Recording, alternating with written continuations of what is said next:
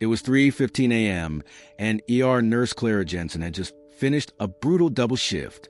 All she wanted was to get home, but when she reached her car, a black SUV was parked sideways, trapping her in. Inside, drunk tourists, laughing, mocking, refusing to move. They thought she was just another tired woman, alone in a parking lot. What they didn't know was that Clara wasn't the kind of nurse you push around, and before the night was over, they'd learn exactly why blocking her car was the worst mistake they could make. Before we continue with this story, make sure to subscribe to the channel, as we have a special story that'll be released soon. The glass door slid open with a tired mechanical sigh, releasing a faint trace of antiseptic and burnt coffee into the cool night air. Clara Jensen stepped through them, one hand gripping the strap of her worn canvas tote, the other stuffed deep into the pocket of her navy blue jacket. Her sneakers made no sound on the concrete, but the soft of the doors closing behind her marked the end of another shift. 14 hours that had started in the afternoon rolled into the evening, and then kept going until the clock finally surrendered to the early hours of morning.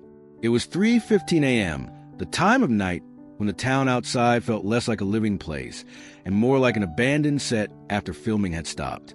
She blinked against the change in light, her eyes adjusting from the harsh fluorescence of the hospital to the dim, uneven glow of the parking lot. The sodium street lamps had a way of making everything look older than it was, the orange haze softening edges and deepening shadows. A few cars were scattered across the asphalt, their windshields reflecting the flicker of one faulty light near the far row. That light had been stuttering for weeks, a faint electrical buzz beneath its pulse.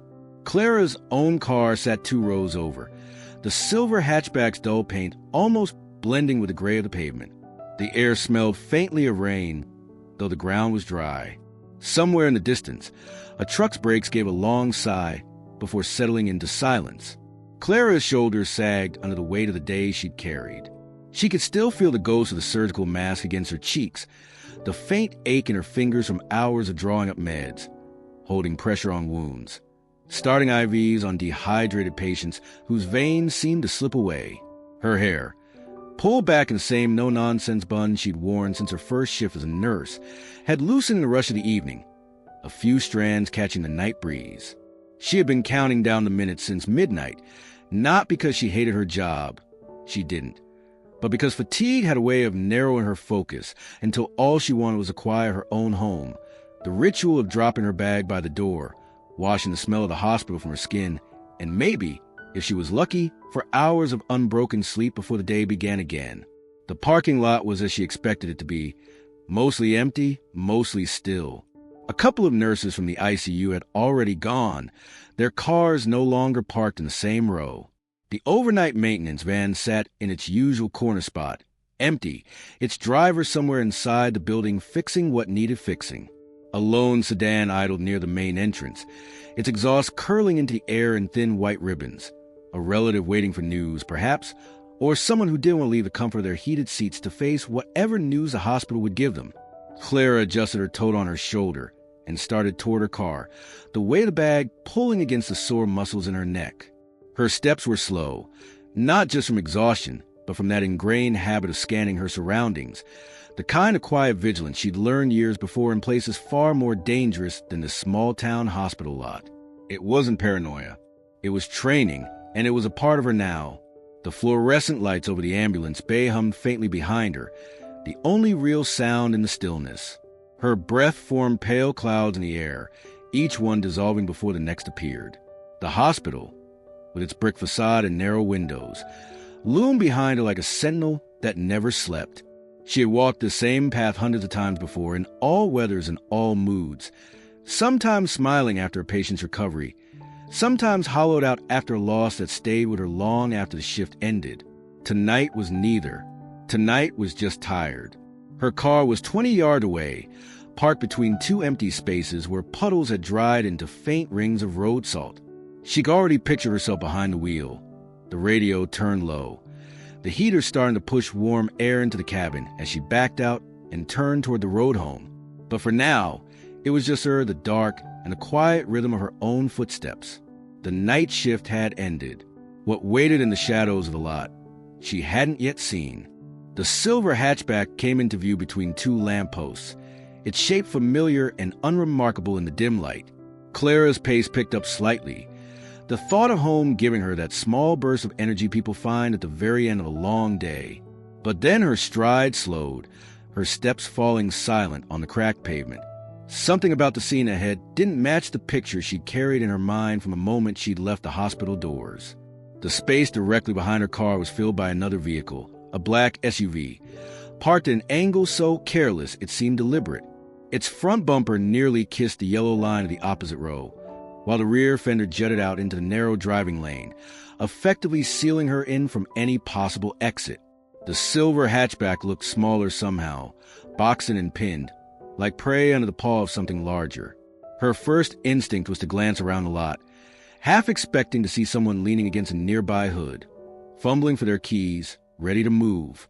But the rows around her were empty, the hospital's front entrance a good distance away, its glass doors reflecting the sterile light of the lobby.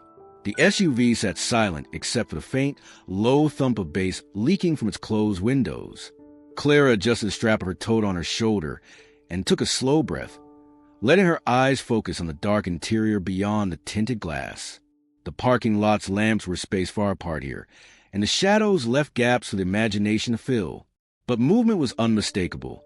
A shift in the passenger seat, the brief flare of a lighter, and then the curling ember glow as someone took a long drag.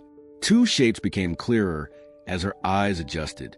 In the driver's seat, a figure leaned back, one arm draped lazily over the steering wheel, head tilted toward the open space between the seats. The passenger was hunched forward slightly, their face illuminated for a moment in the weak glow from the lighter, revealing a slack expression and the unfocused gaze of someone deep in whatever haze they had chosen for the night. From where she stood, Clara could make out just enough detail to confirm they weren't in the middle of any ordinary errand.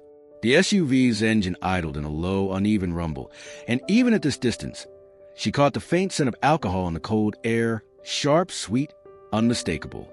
Her eyes flicked to the SUV's license plate, taking in the state and the numbers automatically, a habit drilled into her long before she traded her fatigues for scrubs. She shifted her stance, debating whether to approach directly or keep her distance until she knew what she was dealing with. It was late, the lot was quiet, and though she could see the hospital security booth across the property, there was no sign of the guard. Most nights that didn't matter. Tonight, it did. The driver's head turned in her direction, just enough to acknowledge her presence without the courtesy of rolling down a window. The movement was slow, deliberate, like someone deciding whether they cared enough to engage. The passenger followed with more exaggerated turn, their mouth curling into something between a smirk and a sneer. Clara didn't move closer yet. She let the silence stretch, her eyes locked on theirs through the glass. Years in the ER had taught her the value of stillness, how it unsettled people who thrived on noise and reaction. She could feel the shift already, the subtle current of being watched back. The low bass from inside the SUV thumped once more before cutting off entirely, leaving the space between them heavy with quiet.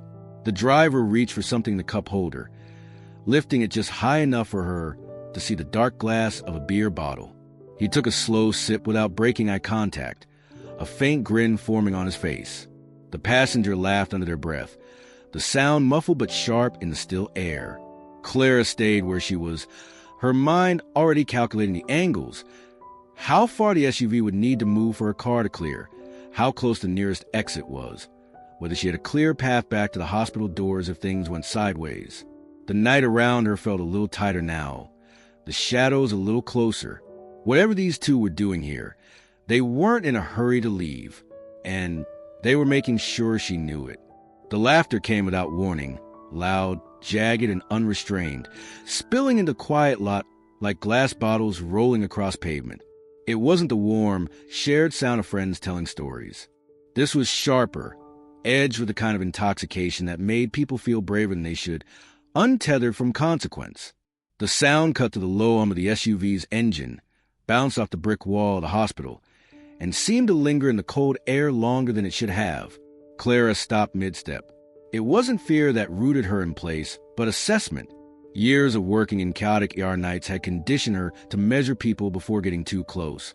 Watch the way they moved, listen to how their voices shifted, find the signs that told her what she might be walking into. She could already hear the difference in their tone.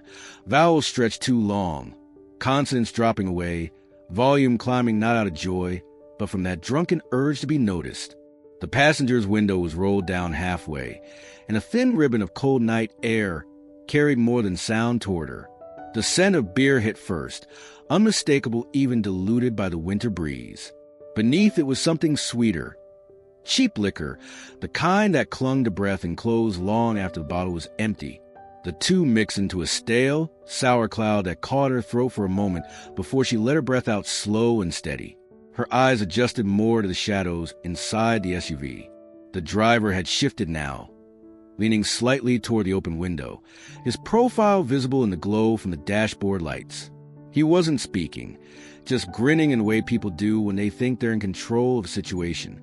The passenger was the source of the noise, laughing so hard he doubled over, slapping the dashboard with the flat of his hand, then throwing his head back again. She could see the motion of a bottle passing between them, the amber liquid catching a flicker of the parking lot lamp before disappearing again. The sound of glass clinking against glass followed, muffled but clear enough to register. Clara took in these details without moving closer, her weight balanced evenly, her stance casual enough to look unthreatening, but ready if the scene shifted. A gust of wind cut through the lot, carrying with the faint hum of hospital machinery from the other side of the building. It was a sound she associated with safety, ventilators, heating systems, life continuing inside those walls. Out here, though, that sound felt far away. The lot seemed isolated, and the only real movement came from the SUV idling stubbornly in her path. Another burst of laughter broke the momentary stillness, this time joined by a muttered phrase she couldn't make out. The tone was mocking. It wasn't directed at her yet, but she could feel the attention narrowing. The driver turned his head fully toward her, the half-smile deepening, and said something over his shoulder to the passenger that drew another round of cackling. Clara's gaze didn't waver. She'd faced men twice their size in far worse states back, when her uniform had been camouflage instead of hospital scrubs. These two, loud as they were, hadn't yet crossed the line from nuisance to threat, but she knew how quickly that line could vanish. Her breathing stayed even, her expression unreadable, her eyes noting every small movement inside the vehicle. The casual toss of an empty bottle onto the back seat, the way the driver's fingers tapped against the steering wheel in an offbeat rhythm, the passenger fumbling with something in the glove compartment. She could feel the alcohol in the air now, not just as a smell, but almost as a texture, a humid heaviness that carried with it the unpredictability of people who didn't think about the next 5 minutes. The laughter rolled out again, bouncing off the cars and pavement, until it seemed to come from all directions. She didn't move toward them. Not yet. This was still the moment before the moment. The quiet calculation of whether they were just going to keep laughing, or if they were about to decide she was part of whatever game they thought they were playing. Clara stopped a few feet from the rear of her car, her voice steady but carrying just enough firmness to cut through the idle rumble of the SUV's engine. "You're blocking me in," she said, the words clear and unhurried. "I need you to move." For a moment there was no response, just a faint hiss of the engine and the shuffle of movement inside the cab. Then the driver's side window whined down the rest of the way, and the cold air hit a wall of heat and stale beer as it poured out. The man in the driver's seat leaned his head and shoulders into the open space, his posture loose in that deliberate way that came from too much alcohol and too much confidence. He lifted his hand and gave a casual wave, the kind meant to dismiss rather than acknowledge. "Just a minute, sweetheart," he said, dragging out the last word so it landed somewhere between mockery and a dare. The tone wasn't meant to reassure her. It was a performance, pitched just loud enough for the passenger to hear. The man in the passenger seat laughed at the delivery, a low chuckle that swelled into something louder as he leaned over to look at her. Clara held his gaze without shifting, the quiet weight of her stare unmoving against their drunken amusement. She'd seen this kind of interaction before, in bars she'd been called on trauma runs, in back alleys outside the ER entrance when security had been slow to respond. Men who thought controlling the tone meant controlling the situation. "Won't be long," the driver added, settling back into his seat as though that ended the matter. His voice had a performative laziness to it, an exaggerated calm that was meant to suggest he had all the time in the world, and she could either wait or not. It was all the same to him. Clara's eyes flicked past him for a moment, noting the way the passenger still clutched his bottle, thumb running absently over the label like it was a worry stone. Both of them seemed to find something funny in her presence, though she hadn't given them much to work with. That didn't matter. People like this didn't need material. They created their own, feeding off each other's reactions until a quiet situation became something much louder. She shifted her tote higher on her shoulder, but didn't step back. "It's been a long day," she said evenly. "I'm just asking you to move so I can get home." There was no plea in her voice, no crack for them to slip through. She wasn't asking permission. The driver smirked, glancing sideways at his friend. "Hear that? Long day." He said it like it was a punchline, like the very idea that her exhaustion should matter to them was absurd.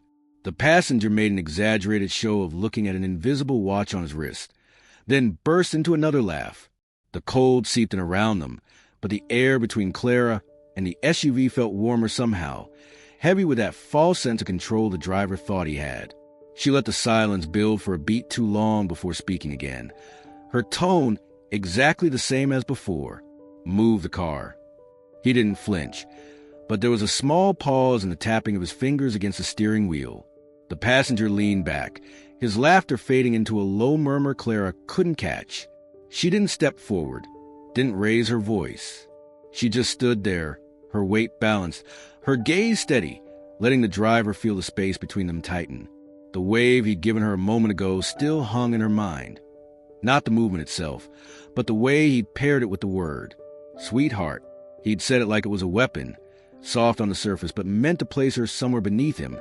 Someone to be humored, delayed, dismissed. She dealt with worse in environments far more dangerous than a hospital parking lot. The only difference now was that there was no trauma bay waiting a few steps away if things went bad. The driver reached for his bottle again, taking a slow sip without looking at her. His friend muttered something that earned a faint grin, and the SUV stayed exactly where it was. They weren't moving, not because they couldn't, but because this was now part of their evening's entertainment. Clara could see in the way the passenger tilted his head toward her, in the subtle shift of the driver's eyes when he finally looked back at her. The mocking tone, the wave, the deliberate stillness. It was all a game to them. But games had rules, and she was already calculating how to end this one on her terms. Clara let her eyes sweep the interior of the SUV in the same unhurried way she'd been trained to scan a trauma room. Start with the obvious, then move to the details that matter. The cabin lights weren't on, but the glow from the dashboard and the occasional flare of the passenger's lighter offered flashes of clarity. In the center console, between the driver and passenger, sat 2 beer bottles, the kind with thick glass and faded labels from repeated condensation. Both were open.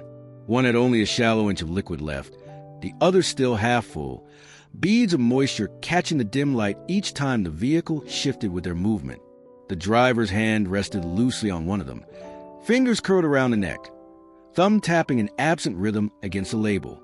When he glanced her way again, the stare that met hers was slow to form, unfocused for the first few beats before sharpening, as if remembering the need to appear in control. His pupils looked sluggish under the faint illumination, and there was that familiar wetness to his eyes, the kind she'd seen in countless intoxicated patients who tried to convince her they were fine. The slight sway of his head as he shifted in the seat told a different story. In the passenger seat, the second man leaned forward with his forearms on his knees, the bottle in his grip resting between his feet. He turned his head toward her every so often, making a show of taking her in like she was a novelty that had wandered into their night. His grin was uneven, and the way his eyelids drooped and lifted suggested he'd been drinking long enough to feel invincible, but not long enough to fade into quiet. Movement in the back caught her eye. A third figure, barely visible at first, slouched against the door. The dim light revealed only a portion of face, a cheek pressed to the cold glass, lips moving faintly as if talking to someone too far away to hear. She couldn't tell if he was speaking to the others or to himself. When the driver shifted to adjust the music, the overhead light clicked on for a moment, and she caught the glint of a 4th bottle resting on the floor by the rear passenger's foot. 3 of them, maybe more if the shadows were hiding anyone else. It wasn't a crowd, but it was enough to make the math worth considering. She noted the positions. driver in control of the vehicle, passenger leaning forward within arm's reach of the door handle, third man in the back slow to react, but close enough to step in if things changed. None of them looked ready to leave. None of them looked like they cared whose car they were blocking. Her gaze returned to the driver, reading the small tells in his body language. His left hand never left the bottle, even when he rested his elbow against the window frame. His right lingered near the gear shift, though not in a way that suggested he intended to use it soon. He blinked more than necessary, as if trying to clear a haze that wouldn't go away, and his smirk came and went with no connection to the words being exchanged inside. Clara shifted her stance slightly, angling her body so she could see both the SUV and the surrounding lot without turning her head too much. Years in the ER had given her an instinct for when a situation could swing from idle to volatile without warning, and everything about the way they occupied that vehicle suggested the pivot was a possibility. The open alcohol, the glassy stares, the loose postures. They were too comfortable here, too certain no one's going to challenge them. She counted again, making sure her first read had been accurate. 3 bodies, 3 sets of eyes that might turn her way all at once if provoked. That number didn't intimidate her, but it set the parameters. She had no intention of letting their carelessness turn into a problem any more than it already had. Yet she also knew better than to assume this would end with a polite request and compliance. The driver's gaze wandered past her, scanning the lot as though he were looking for something to add to his entertainment. His eyes returned, unfocused again for a moment before settling on hers. This time, he didn't bother to hide the amusement behind the smirk. He had the look of someone who thought he knew exactly how the night would go. Clara let him keep thinking it, at least for now. The sound of car doors slamming broke the thin stillness that hung between Clara and the SUV. She glanced past the idling vehicle toward the next row of parking spaces and caught movement. A sedan, dark blue and streaked with salt, its passenger side yawning open. 2 men spilled out, one after the other, their feet hitting the pavement in uneven rhythm. The first straightened halfway, rubbing at his eyes before swaying in place, while the second took a moment longer, gripping the top of the doorframe as if the ground beneath him couldn't quite be trusted. They both turned toward the SUV almost immediately, their attention snapping to the source of whatever spectacle they thought was unfolding. The first man, tall with a mop of unruly hair, lifted his chin toward the driver and let out a shout that carried easily in the cold air. It wasn't words so much as a drawn-out syllable of recognition, the kind meant to announce their arrival rather than start a conversation. The second man, stockier, laughed in response before he'd even reached his friend's side. Clara watched as they made their way over, steps unsteady, their weight shifting with a kind of looseness that came from hours of drinking. It was then she noticed the shirts, identical black tees with neon green logos stretched across the chest, the words arched over a cartoon beer mug. Below it, in smaller text, she caught the name of a local bar blitz that had been advertised around town all week.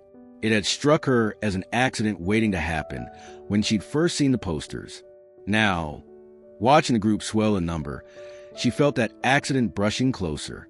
The newcomers didn't hesitate to insert themselves into the scene. The tall one veered toward the driver's side window, leaning down with his hands braced on the edge of the door. "What's going on?" he asked, his tone bright with the curiosity of someone hoping for a story they could repeat later. The driver gave him a sideways grin and jerked his head toward Clara without saying a word. That seemed to be enough. The tall man straightened, his gaze sliding over her in a slow, deliberate sweep before he laughed and nudged his friend. The stocky one stayed a step back, but his voice was louder. "What's the problem?" he called out, as though she were an actor on a stage and they were the audience invited to participate. Clara didn't answer. Her eyes flicked between them and the SUV, recalculating the numbers in her head. 5 now. 3 in the vehicle, 2 on foot, and all of them wearing the same badge of their evening's mission across their chests. The passenger in the SUV leaned out his window, grinning as if he'd just been given an opening. "She wants us to move," he told the newcomers, his words slightly slurred, his tone dripping with mock disbelief. "Says she's tired. Long night." That earned another round of laughter, this time from all directions.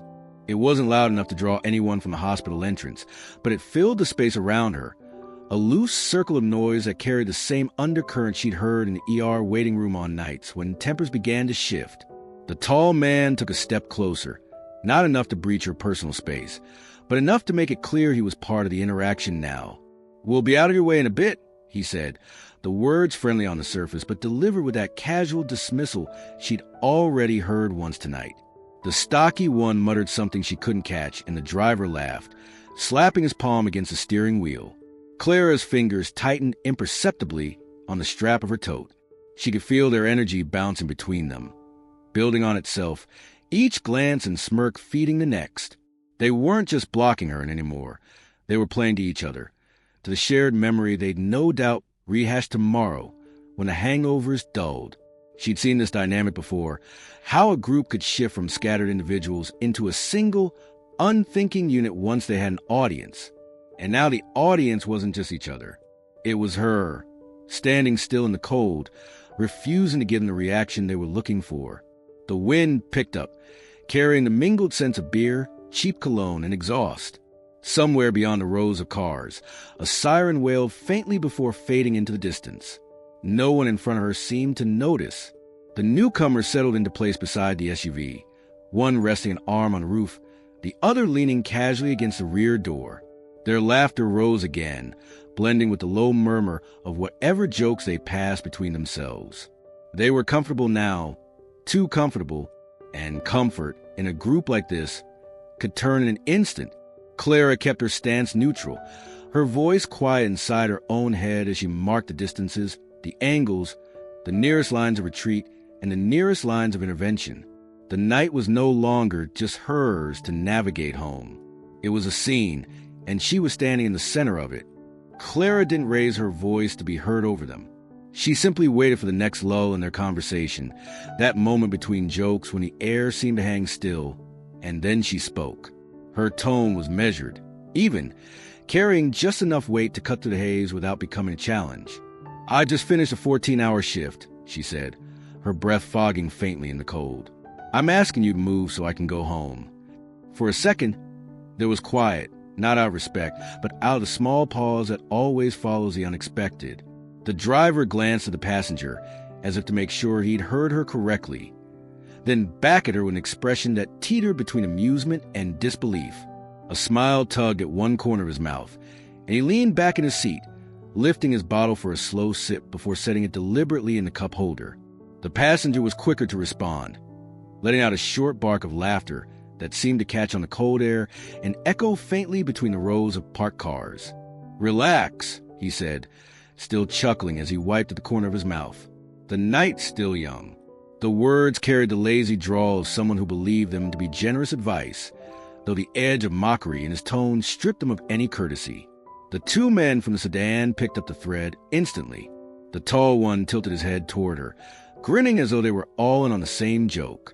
"Yeah, nurse," he added, nodding at the hospital ID clipped to her jacket pocket. "What's the rush? You're off the clock now, right?"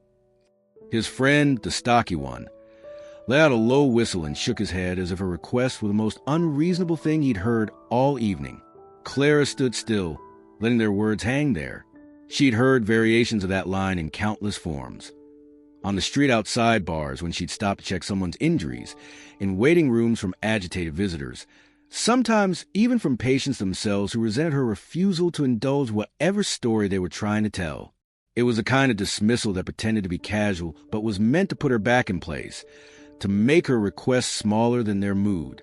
Her eyes moved slowly over each of them, pausing just long enough to make them aware she was taking stock.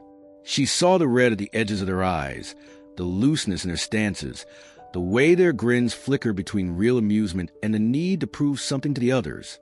The driver's gaze lingered on her a beat too long, like he was waiting for her to back down or break into a smile that would make this all easier to shrug off. Instead, she kept her voice calm. "It's late," she said. "I'd like to leave."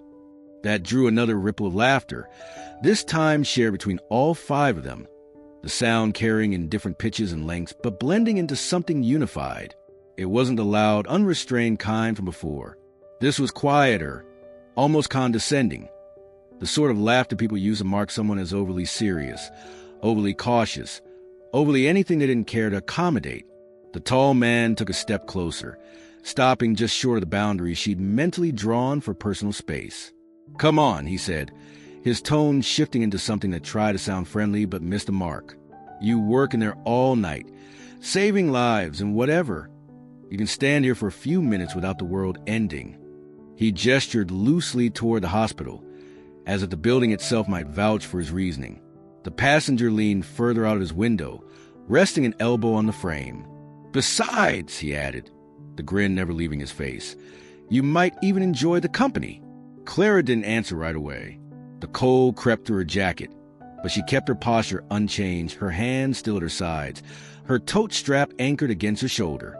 The moment stretched, their smirks waiting for a response they could shape into another round of jokes. She gave them nothing to work with, letting the stillness push back in its own quiet way. In the gap, the driver chuckled again and turned the key just enough to rev the SUV's engine. It wasn't a signal to move, just a flex, a reminder that the vehicle was his to control, and so was the space it occupied. The laughter from the others swelled and faded again, rolling off into small side comments she couldn't quite catch. She had heard their refusal clearly enough, though it wasn't just in the words, but in the way they delivered them, light, mocking, as if the idea of her leaving mattered less than the rhythm of their night. They wanted her to stand there and accept it. Instead, she let the quiet build again, and in that space, she began to decide exactly how this was going to end. The noise around her had the same shape she'd heard 100 times before, laughter layered over dismissive voices, a current of mockery running underneath. But she didn't let it pull her in, instead of matching their volume. Instead of trying to compete with it, Clara drew her shoulders back and folded her arms across her chest. It wasn't a defensive gesture, not in the way most people read it. On her, it was deliberate containment, a quieting of movement that made every other part of her still. Her weight shifted slightly to one leg, her stance balanced in a way that didn't invite approach, but didn't broadcast retreat either. She kept her gaze level, moving it from one face to another without hurry. The smile lines and flushed skin of the men in front of her told their own story. Alcohol had them warm and loose, their edges blurred. They thought her silence meant they were winning something here, that her refusal to argue was a sign she'd eventually roll her eyes, mutter something, and walk away. Her voice, when it came, was steady. The clipped precision of it made the words feel heavier than their volume suggested. "I asked you to move." Nothing extra. No pleas this time. No explanation they could twist into another joke. Just the same request, sharper now, stripped to its core. The driver glanced at the passenger again, smirk still in place, but with a slight shift in his eyes, like he was deciding whether this was still as funny as it had been a minute ago. The passenger's grin faltered for a fraction of a second before returning, but Clara caught the change. She always caught those changes. That was part of her job. She'd stood in trauma bays with the sound of machines screaming for attention, families demanding answers, and a patient on the table with seconds left if she didn't get a line in now. She knew the difference between panic and control. This wasn't panic. This was just another version of the same human behavior she'd seen too many times. People testing boundaries to see what they could get away with. Inside the hospital, it might be a drunk patient cursing at her while she tried to stitch a wound, or a belligerent visitor blocking the hall during a code. Out here, it was the same game with different scenery. The cold air moved around them, carrying the faint scent of exhaust and stale beer from the SUV. Somewhere behind her, a car door slammed in another part of the lot, but the sound barely registered. Her attention was here, anchored in the space between her and the 5 men. She could feel them trying to read her in return, though she kept her expression as even as her tone. The tall one from the sedan muttered something under his breath to the driver, earning a low laugh. Clara didn't ask what it was. She didn't need to. The words weren't meant for her understanding. They were meant to keep the others engaged, to keep the group's energy tilted in their favor. But her calm was shifting that energy in small increments, pulling it out of their easy rhythm. "You're not in a hurry, are you?" the stocky man asked, his voice louder than necessary. Clara didn't answer. Her silence pressed against the question until it felt like it had nowhere to go. In that quiet, her folded arms became more than posture. They were a signal that she wasn't about to be drawn into their tempo. She had learned long ago that control wasn't always about speaking louder or moving faster. Sometimes it was about slowing the air down, taking away the easy beats where someone else could throw their next line. She watched them fill that space awkwardly, their smirks stretching a little too far, their glances bouncing between each other and back to her. The driver lifted his bottle again, but this time he didn't drink. He just held in his lap, fingers tightening slightly around the neck. His eyes didn't quite meet hers now. It wasn't submission, just the beginning of awareness that she wasn't going to match his cues. Inside a trauma bay, she'd been here before. A family shouting in grief, a patient swearing as she worked, a colleague's voice breaking as they read vitals that were dropping too fast. In those moments, she'd done the same thing she was doing now. Hold still, speak steady, and let the storm break around her without stepping into it. The noise always lost its force when it didn't get the reaction it wanted. Her arms stayed folded, her weight stayed balanced, and her voice, when she spoke again, was as even as it had been from the start. Move the car.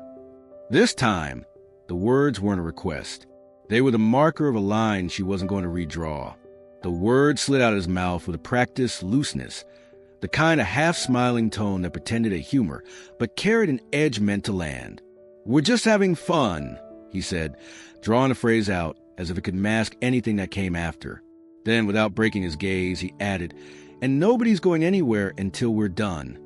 The way he leaned against the SUV's door made it sound casual, but Clara knew better than to take it at face value. She'd heard that kind of framing before, softened words wrapped around something meant to hold her in place. The group reacted in quiet, layered ways. The tall one from the sedan chuckled under his breath. The passenger in the SUV gave a slow nod, almost like a rhythm to back the statement. The others shifted their weight, hands resting a little too comfortably on hips or pockets. It wasn't an open display of force, but it didn't need to be. In the empty stretch of parking lot, that collective stillness was loud enough. Clara's eyes didn't flinch. She kept them steady on the man who'd spoken, studying the way he let his weight roll forward on one foot, as if angling to shorten the distance without really committing. His shirt was half untucked, collar crooked, but his eyes, though hazy from the alcohol, had a focus to them that suggested his brain was still holding on to more intent than he let on. She didn't give him the satisfaction of stepping back. Instead, she shifted her stance just enough to turn her body more toward him, the motion so minimal it could have been mistaken for a casual adjustment. But it placed her in a more squared position, her line of sight clear on all of them, without needing to turn her head too far in either direction. Years in the ER had taught her that proximity was its own form of communication. Closing or holding distance was never random. From somewhere farther back, a faint sound of traffic seeped in from a main road, a reminder that there was life beyond this little bubble of asphalt and flickering overhead lights. But out here, the hospital side lot felt isolated. The occasional hum from a sodium lamp and the faint drip from a nearby downspout filled in the quiet spaces between voices. The man closest to her tilted his head slightly, eyes narrowing. "You don't gotta be all tense. We're just talking." His tone was a layer softer, but the words were still a continuation of the first statement. Reassurance on the surface, control underneath. She let the silence work for her again, counting in her head just long enough for him to notice she wasn't rushing to fill it. She'd seen this tactic before in different settings. A patient in withdrawal telling her they weren't going to let go of the scalpel until they were ready. A visitor blocking the trauma doors during critical transfer, saying they'd move once they had a word with someone. It was always the same rhythm. Soften the edges just enough to make it sound like compromise while keeping the leverage in place. The driver shifted in his seat, one arm draped over the wheel, his gaze flicking between her and his friends. The laughter had dulled now, not gone, but carrying a thinner thread of amusement. The tension wasn't fully visible yet, but it was there. In the way their jokes didn't quite land with each other, in the way their feet had settled in positions that anchored them to the spot. Clara's voice, when it came, was the same even tone she'd been using all along. "I don't think you understand. You're blocking me in. That stops now." She didn't raise her volume, but the firmness cut through the air sharper than if she had. The one who'd made the initial comment let out a low laugh, though his eyes didn't match it. Stops when we say it stops. His friends murmured their agreement like background noise, but it lacked the same confident pitch it had minutes earlier. The gap between them was still small enough that Clara could see the faint sweat along his hairline, even in the cool air. It wasn't from heat. It was from whatever calculation he was making in that moment, weighing whether this was going to play out the way he'd expected when he first decided to park there. Her arms stayed folded, shoulders loose, chin level. She wasn't rushing, and she wasn't leaving. The message was quiet but clear. They weren't the only ones who could decide how long this would last. The glass doors at the far end of the lot slid open with a muted hiss, and a figure stepped into the glow spilling from the hospital lobby. For a moment, Clara felt a flicker of relief, until she registered the way the young man paused just past the threshold. He was in a standard Navy polo with the hospital security patch stitched over the chest, the brim of his cap still crisp from being new. His posture was uncertain, weight shifting from one foot to the other as he scanned the scene. He couldn't have been more than 21, maybe 22 at most, still carrying the wiry frame of someone who hadn't yet grown into the confidence his uniform was meant to project. From where Clara stood, she could see the way his eyes bounced from her to the SUV, then to the two men in matching shirts near the sedan. His right hand hovered near the small flashlight on his belt, but he didn't reach for the radio clipped at his side. The group noticed him almost immediately. The man leaning against the SUV's door straightened just enough to give a mock salute, his grin widening. "Evening, officer," he called, drawing out the word with a deliberate taunt. The others chuckled, one of them muttering something under his breath that drew another round of laughter. The guard hesitated again. He wasn't close enough to hear the full tone of their voices, but the undercurrent was obvious. This wasn't a simple parking dispute. These men had the kind of loosened bravado that came with too many drinks and the safety of numbers. And right now, those numbers favored them. Clara could see the calculation running behind his eyes. New hire, late shift, 5 intoxicated men already postured up, and a single woman they were blocking in.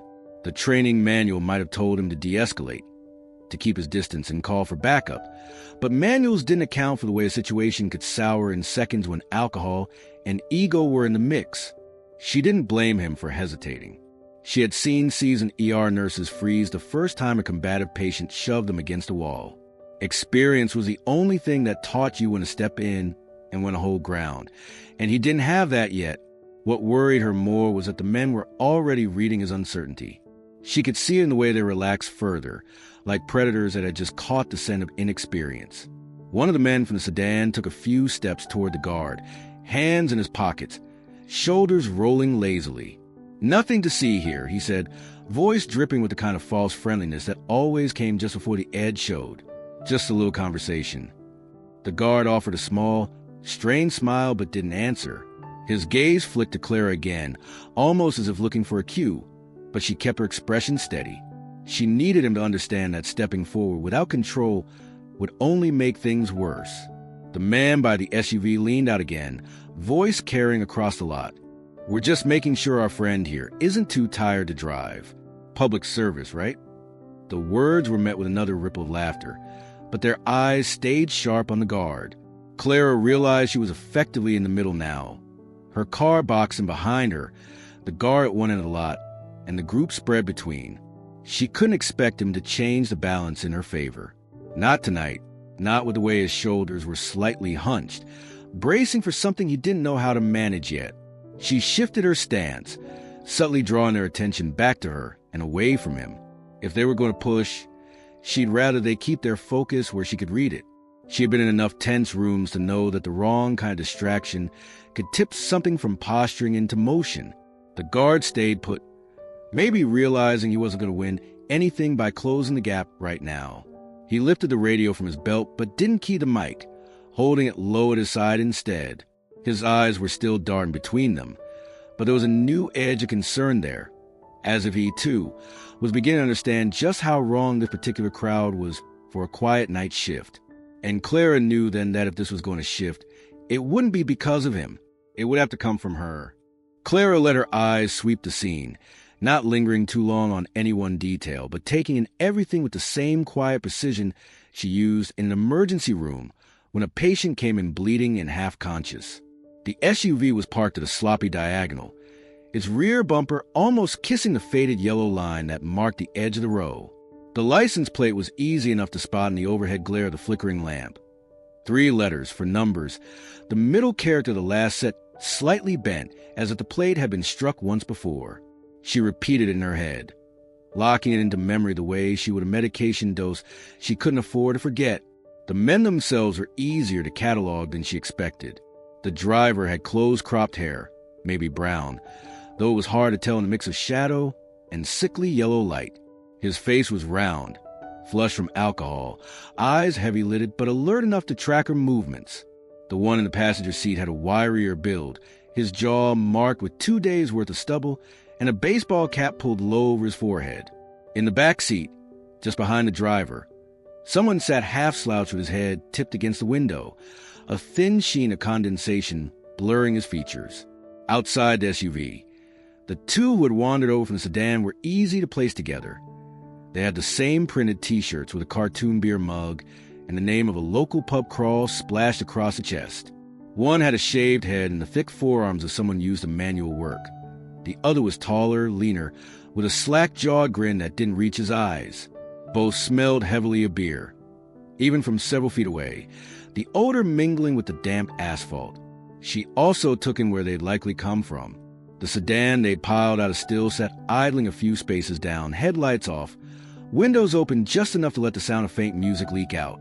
It was parked in the direction of the street that led toward a row of late-night bars 2 blocks over, which explained the matching shirts and the weaving gaits. They'd probably decided to stop here to regroup or to cause trouble before heading somewhere else. As she gathered each piece of information, something in her demeanor shifted. She straightened slightly, her shoulders rolling back, arms still folded but her chin angling upward. Her voice, when it came, was lower, steadier, edged with something colder. "You're blocking my car," she said, enunciating each word without hurry, without the lilt that might have invited more mocking. "Move it, now." The sudden lack of softness in her tone made 2 of them glance at each other, almost imperceptibly. They were still grinning, still loose with drink, but they had noticed a change. She wasn't raising her voice, but she wasn't asking any more either. The man in the passenger seat leaned forward, resting his forearm on the open window. "Relax," he said again, though there was less amusement in it now.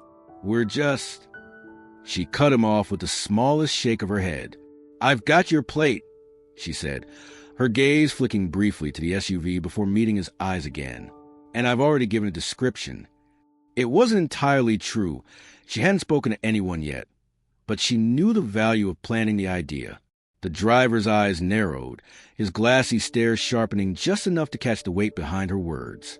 One of the men from the sedan shifted his stance, the grin on his face tightening into something more guarded. She didn't move closer, didn't try to force their hand. Instead, she let the silence stretch, her posture steady, her eyes locked on the driver's. It was the same calm she'd used on combative patients in triage, the kind that told them she wasn't intimidated, and she wasn't going to blink first. The moment felt longer than it probably was. But by the end of it, she knew she had their full attention, even if they didn't yet understand what that meant for them. The air between them seemed to thicken, heavy with the stale scent of beer and the faint tang of gasoline from the idling vehicles. The men lounged and swayed in their spots, reading her stillness as hesitation. One smirked. Another gave a slow, mocking clap, as if she were a timid performer who had finally stepped onto stage. They saw a woman alone in a dim parking lot, her hospital ID badge still clipped to her scrub top, fatigue etched into the faint shadows beneath her eyes. They thought they had her figured out, a tired nurse at the end of a long shift, unlikely to push back, easy enough to toy with until they were done amusing themselves. What they didn't know, what they couldn't know, was that Clara Jensen had been in rooms and fields where hesitation meant death. Before the ER, before the long nights tending to trauma and chaos in a controlled setting, she had worked in places where there was no control at all. 7 years as an Army combat medic had carved certain instincts into her that never left. She had treated men under fire, patched wounds while mortars fell close enough to shake the ground beneath her boots. She'd learned how to assess a scene in seconds, how to read a person's posture and tone, how to decide when to wait and when to act.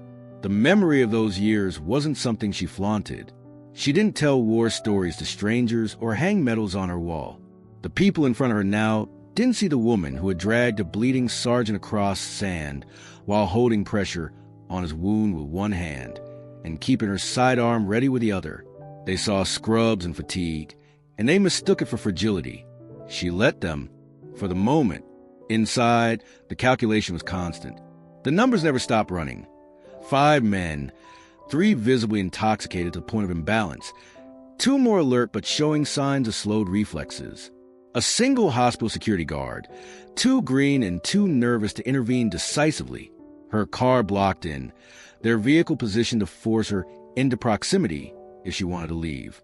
Distance to the hospital entrance, about 40 feet. Distance to the guard, maybe 30.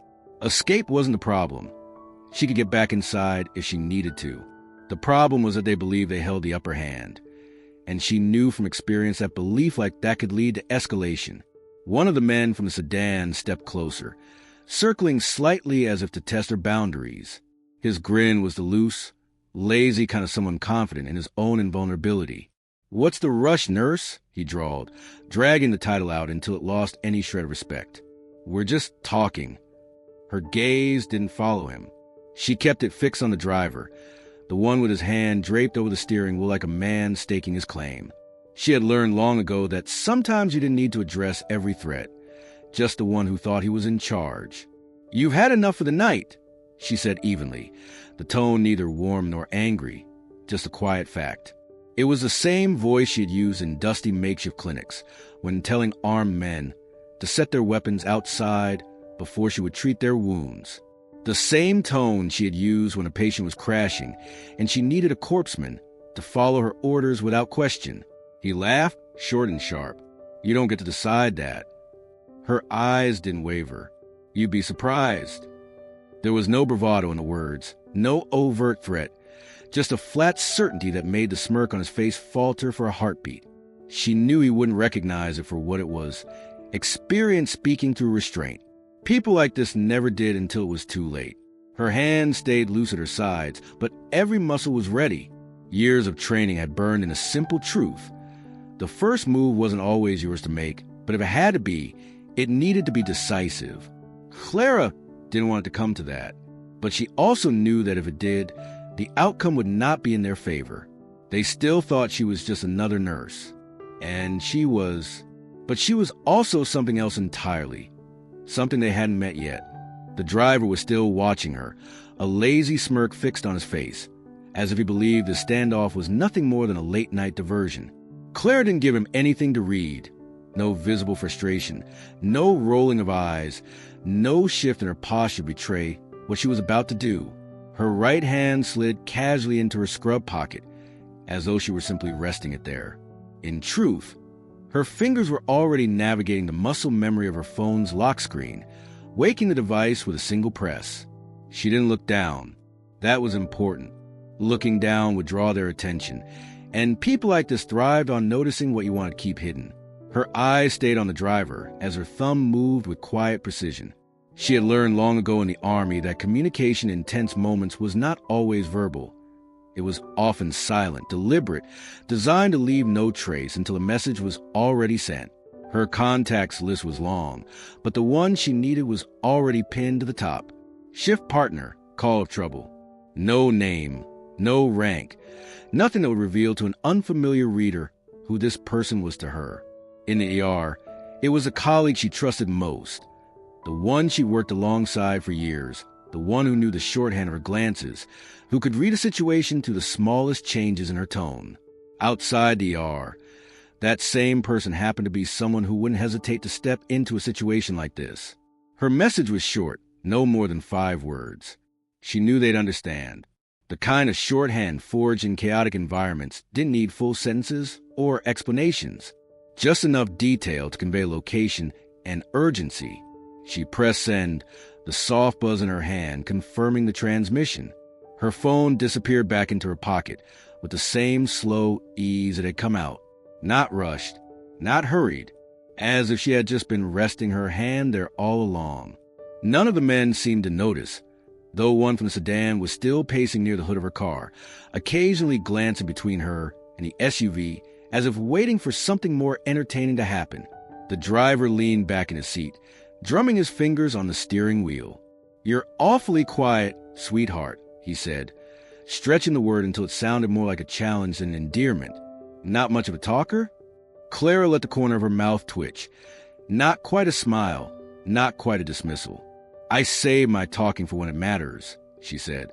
Her voice was steady, even without the performative outrage they might have been expecting. She was already shifting the weight on her feet, keeping herself ready. Reinforcements wouldn't be here instantly. She knew that. Even if her shift partner was still inside the hospital, it would take a minute or two to get outside, and those minutes could stretch uncomfortably long depending on how these men decided to play things. The guard at the lobby entrance had edged a little closer, uncertainty still written all over his posture. He was young enough that his uniform seemed too new, the creases still sharp. Clara didn't fault him. Confrontations like this were never easy, especially when outnumbered. But she also didn't expect him to be the deciding factor. Her shift partner, on the other hand, was a different story. She pictured them reading the text, setting down whatever they were doing without hesitation. She didn't know exactly how they'd approach, but she knew they wouldn't come alone. In the ER, backup wasn't just about numbers. It was about the right people, the ones who could handle themselves under pressure. The pacing man stopped near her passenger door, leaning an elbow on the roof of her car. "So what's the plan here?" he asked, mockery curling at the edge of his words. "You gonna wait us out?" Clara didn't answer. Her eyes flicked briefly toward the street beyond the parking lot, gauging the sound of approaching footsteps or the hum of an engine. Nothing yet. She let the silence hold, the weight of it pressing just enough to make them wonder if they were missing something. They still thought they were in control. That illusion would hold for just a little longer. The laughter carried farther now, a loose, jagged sound cutting through the quiet of the early morning. Clara heard it before she saw the newcomers, voices that didn't belong to the original group, lighter and less focused, the kind of half-shouted conversation that only came from people riding the tail end of the night out. They emerged from the far side of the lot, a cluster of 6 or 7 in mismatched jackets and bright shirts that caught the glow of the flickering overhead lights. The way they moved told her enough. Too loud for the hour, too loose in their steps, the faint shuffle of someone dragging their feet against the pavement. 2 of them carried takeaway cups with unconvincing lids, the kind that never quite masked the slosh of whatever alcohol had been smuggled inside. They noticed the scene almost immediately. The SUV parked at an angle, her small silver hatchback trapped neatly in its path, and a group of men in matching bar crawl shirts flanking it like they'd stake claim to the asphalt. It didn't take long for curiosity to flare. One of the newcomers elbowed the man beside him and tilted his chin toward Clara, muttering something that drew a laugh from his friend. Within moments, they were drifting closer, the way moths might circle a light they didn't fully understand.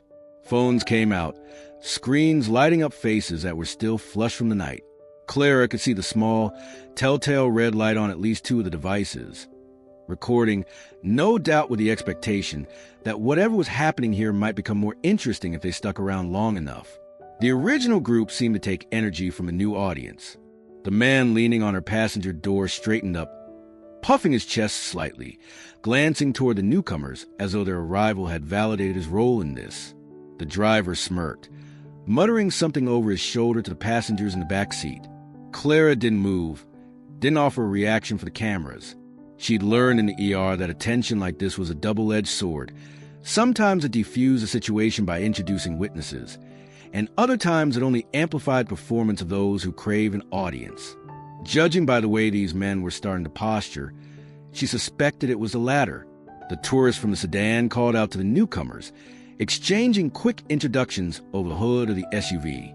It was clear they were all cut from the same cloth, out-of-towners chasing stories they could take home, each interaction a potential anecdote for the morning after.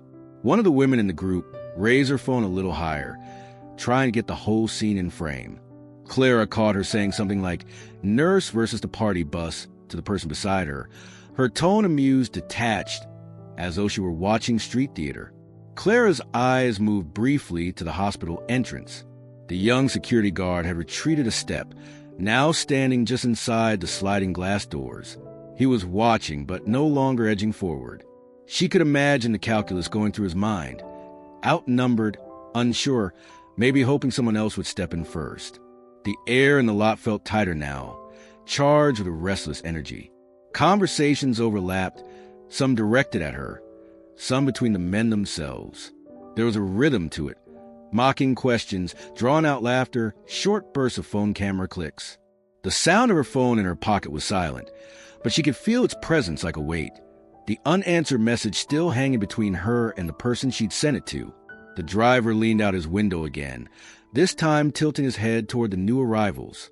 "Don't worry," he called. "We're just making sure she's not in a hurry to get home." That got a laugh from both groups, though it was scattered, not unanimous. She didn't answer. Stillness was her shield now, the same as it had been in places far more dangerous than a hospital parking lot. Every second she waited was another second for reinforcements to arrive.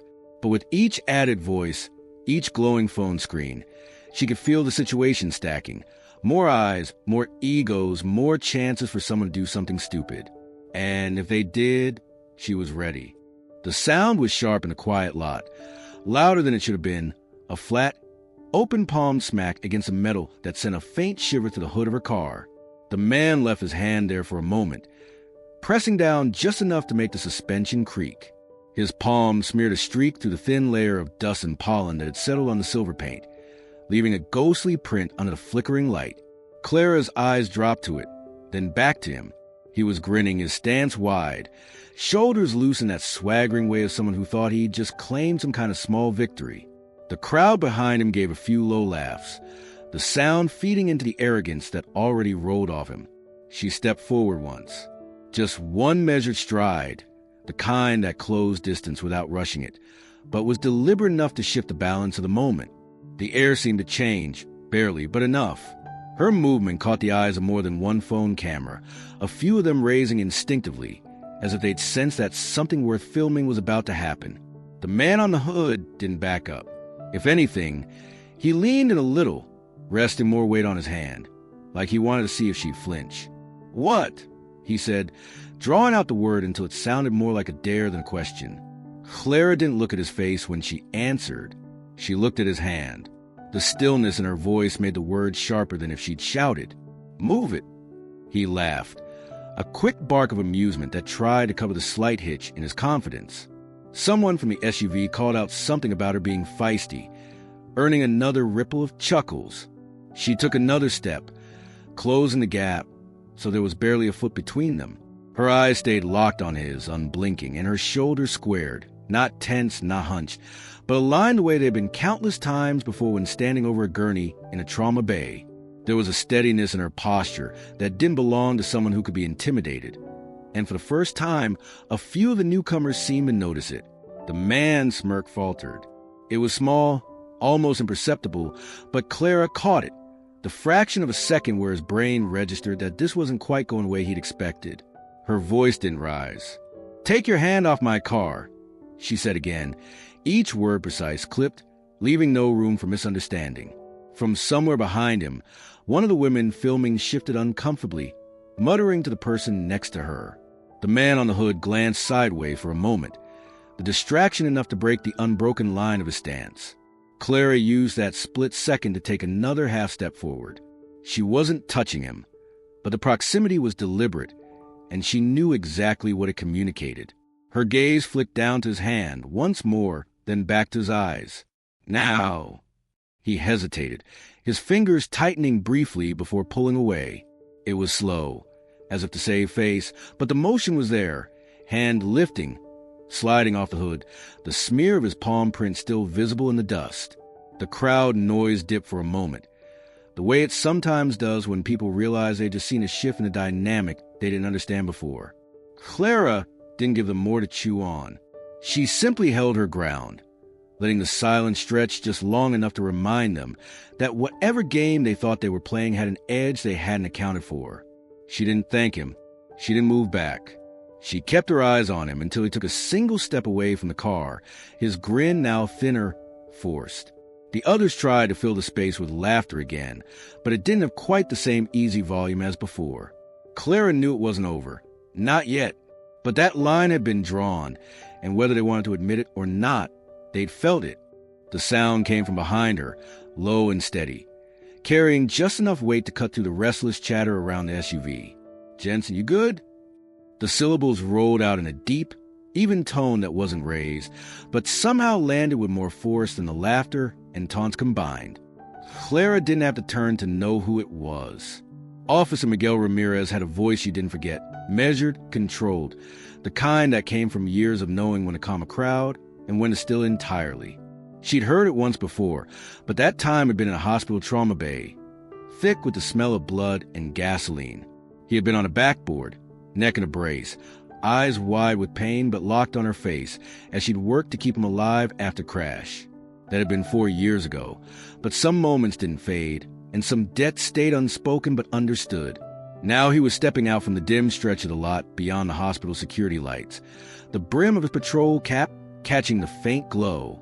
His frame filled the space between two parked cars, solid and unhurried, one hand resting near his belt, the other hanging loose at his side.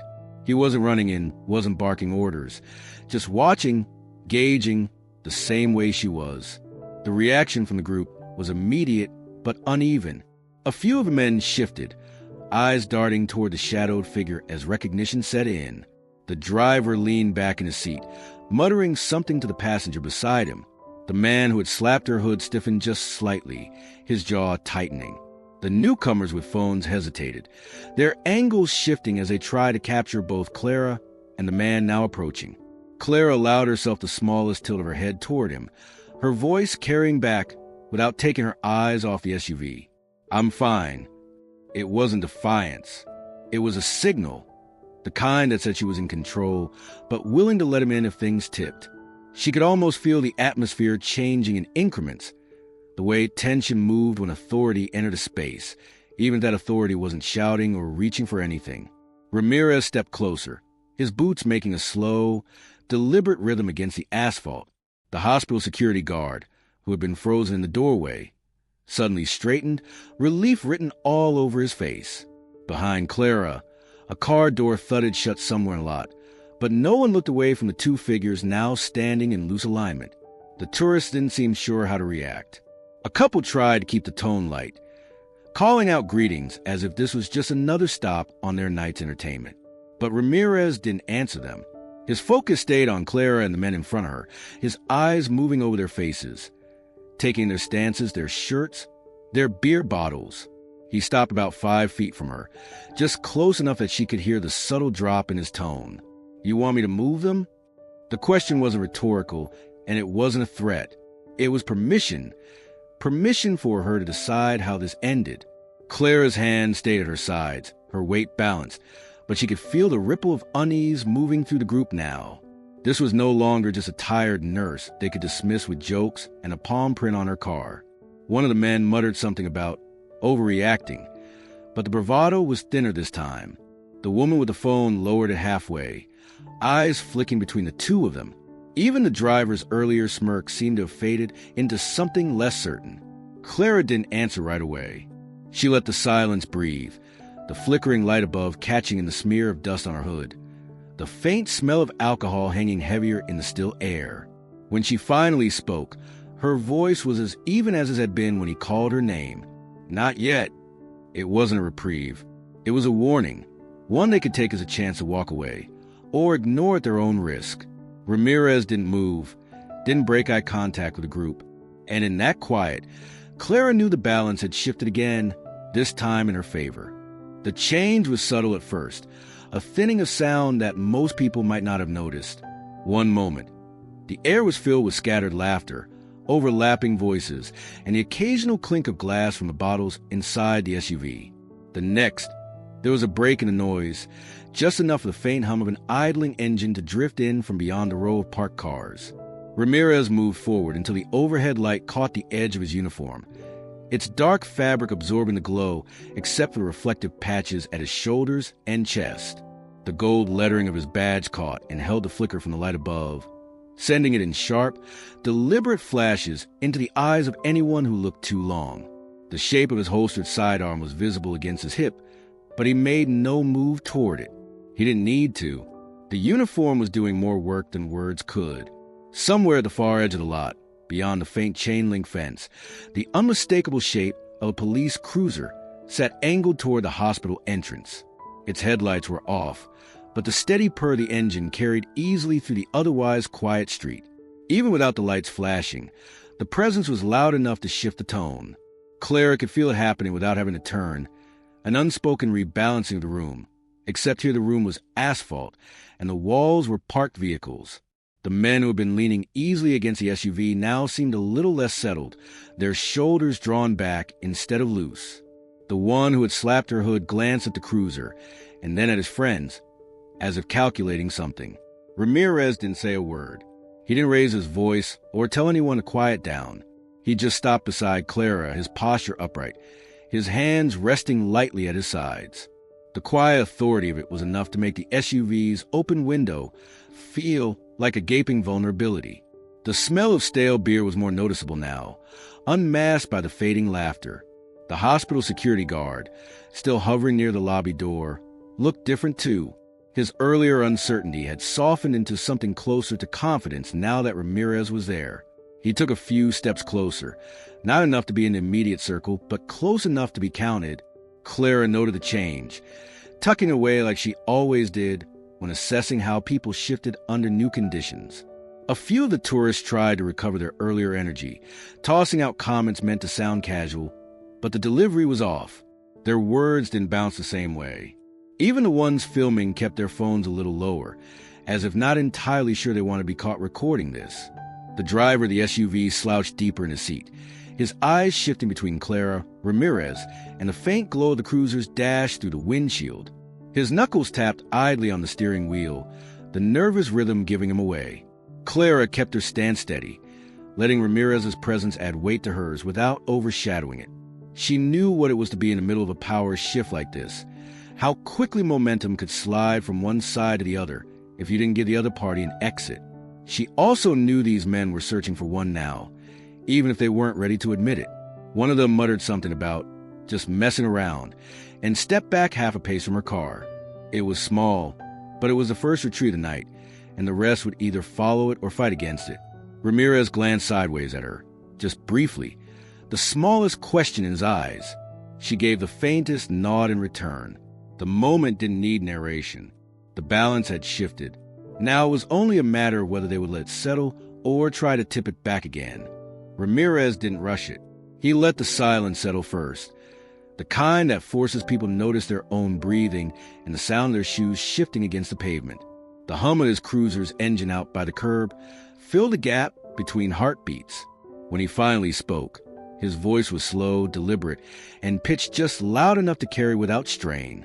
"You're going to move that vehicle," he said, the words measured in a way that didn't allow for misunderstanding. He didn't raise his tone or lace it with anger. Instead, there was a steady weight behind each syllable, the kind that bypassed the ears and landed somewhere in the spine.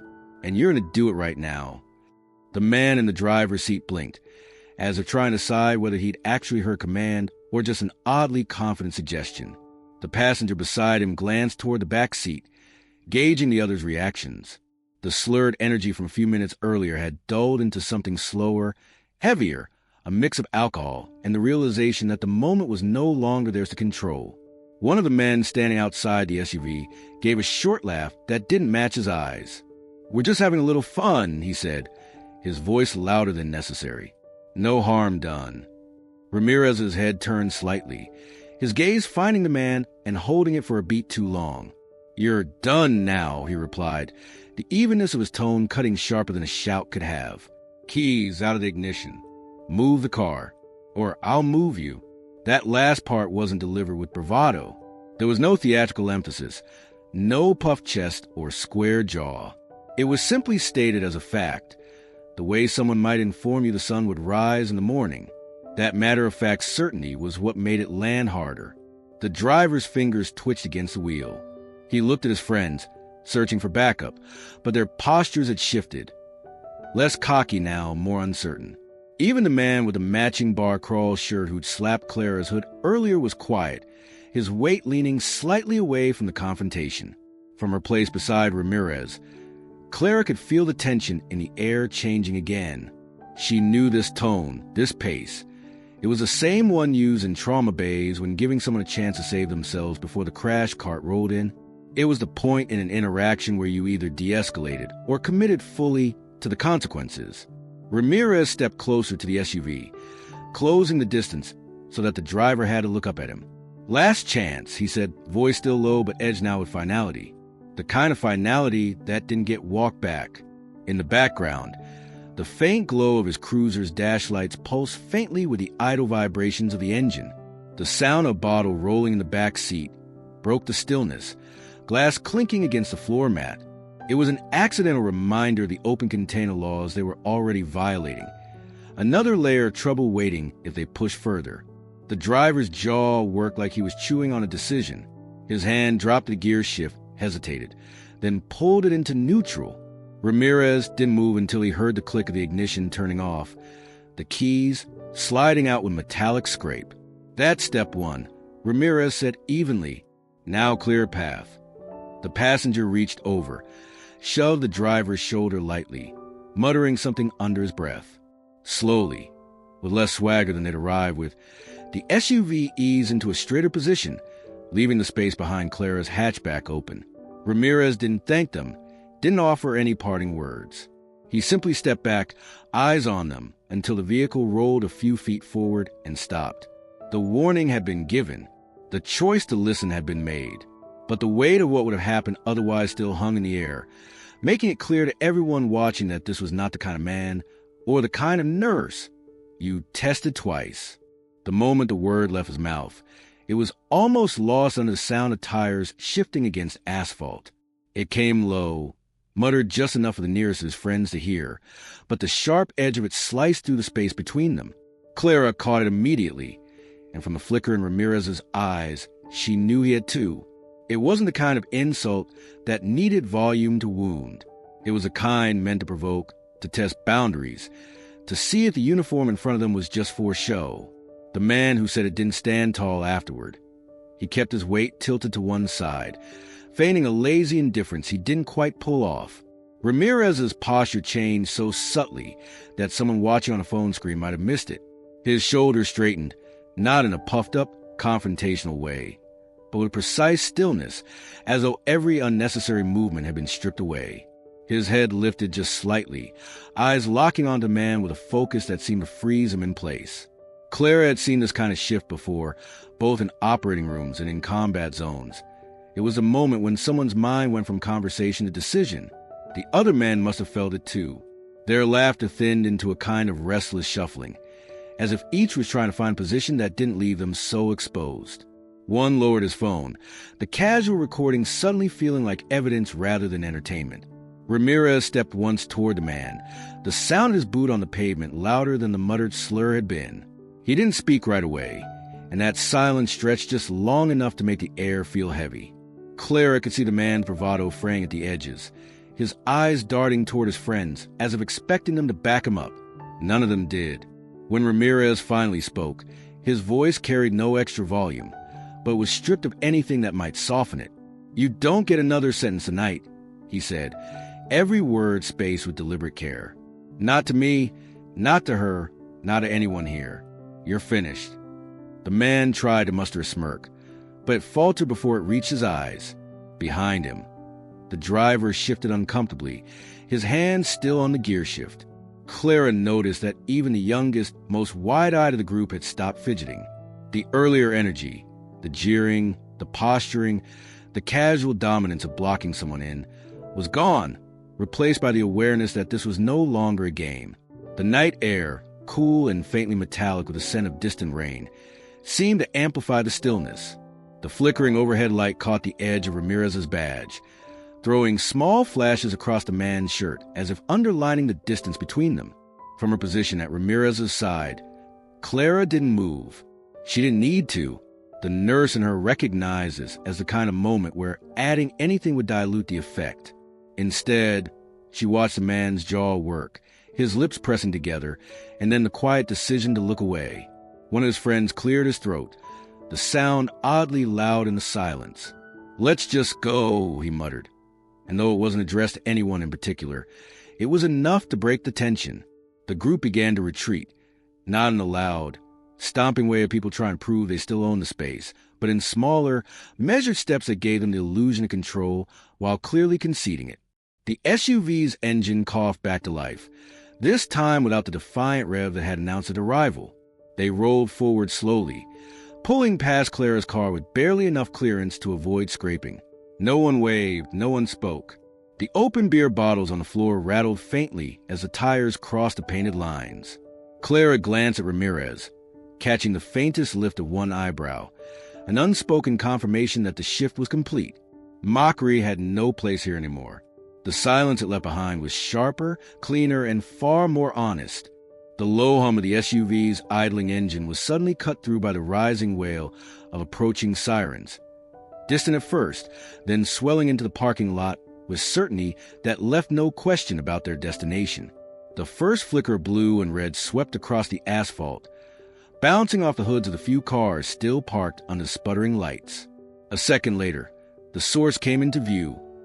Two more patrol cruisers easing in from opposite ends of the street, their light bars spinning slow and deliberate rather than in a frantic rush. The effect was immediate. The SUV's driver stiffened, his grip tightening on the wheel, the movement visible even through the windshield. The passenger in the front seat swiveled to look behind them, blinking at the lights that now washed over the rear-view mirror.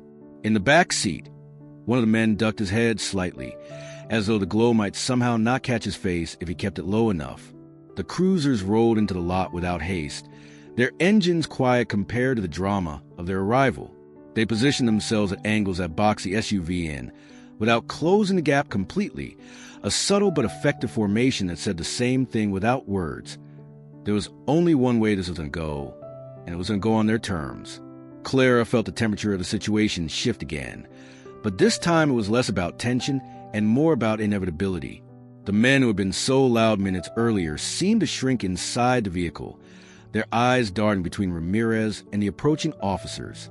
A few of the tourists who had wandered close to watch were already backing away, their phones lowering as if the presence of more uniforms made them reconsider being part of the spectacle. The first of the new arrivals, a tall woman with her dark hair pulled into a tight bun, stepped out of the nearest cruiser. Her face was unreadable as she approached, scanning the scene with a sweep of her eyes that took in everything. Clara's calm stance, Ramirez's unflinching posture, the men in the SUV, and the few onlookers lingering near the edges of the lot. The second officer, a broad-shouldered man with a lined face, moved toward the driver's side of the SUV, his flashlight beam cutting through the tinted glass. The spinning lights caught on the SUV's black paint, splintering into sharp reflections that made it look almost wet. Every time the red passed over, it turned the surface into a shifting mirror of the lot around it. The hospital entrance glowing faintly in the distance, the damp streaks of asphalt from an earlier drizzle, Clara's silver hatchback now freed from its blockade. Ramirez didn't step back, but he shifted slightly to allow the new officers to close in. His voice stayed steady as he briefed them in a few clipped sentences. Open containers in the vehicle, driver possibly impaired, obstruction of a private vehicle in a hospital parking lot. Clara caught the way the woman's expression tightened just slightly at the mention of the hospital, her eyes flicking to Clara with the unspoken understanding of what kind of people you didn't delay in a place like this. The tall officer moved to the passenger side, rapping twice on the glass. "Roll it down," she said, not raising her voice, but making it clear there was no alternative. The driver hesitated, then complied, the window humming down to reveal the stale, sharp smell of alcohol that escaped into cool air. The second officer's flashlight dipped, catching the neck of an open beer bottle wedged in the cup holder. He didn't need to say anything. The beam lingered just long enough for the driver to notice where it was pointed. From the corner of her eye, Clara saw Ramirez glance briefly at her, not to check if she was okay, because he already knew she was, but to acknowledge the shift. Backup had arrived.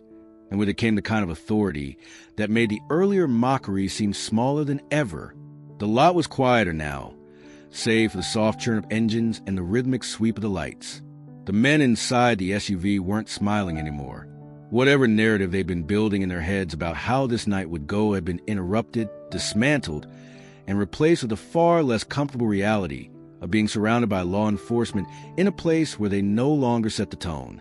The tall officer stepped back just enough to meet Ramirez's eyes, giving a slight nod. The message was simple. They had it from here. But she didn't dismiss him entirely, and Clara noticed a subtle deference. This wasn't about swooping and take over, but about reinforcing what was already in motion. The presence of 3 uniforms in a lot, their cruiser's position with deliberate care, was as much a wall as it was a warning. In the slow strobe of blue and red, the SUV's paint seemed to absorb and release the light with each pass, a visual reminder that the night's momentum had shifted for the last time. Whatever resistance might have been left in the vehicle had nowhere to go. The command to the driver to step out wasn't barked, but it carried the kind of weight that left no room for hesitation. The tall officer's tone was firm, steady, and absolute. For a second, the driver stayed frozen behind the wheel, his hands fixed at the top of it as though moving might make the situation worse. Then, with a reluctant glance toward the back seat, he pushed the door open. The hinges creaked in the stillness of the lot, and as he swung one leg out, the truth of the evening began to show. His foot didn't land with the sure confidence of someone in control. It searched the pavement, wobbling slightly before he shifted his weight onto it.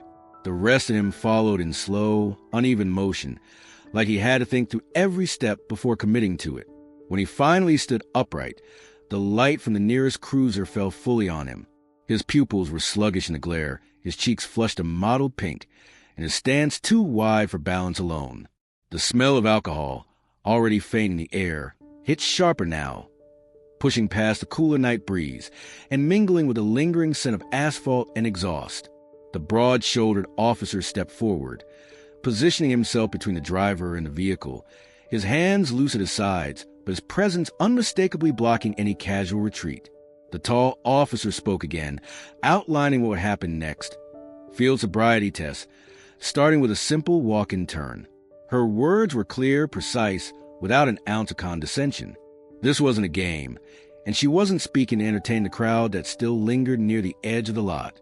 The driver gave a half-smile meant to be disarming, the kind people wear when they think charm might outweigh the facts. But when he turned to follow the officer's instructions, the illusion cracked. His first step landed heavy.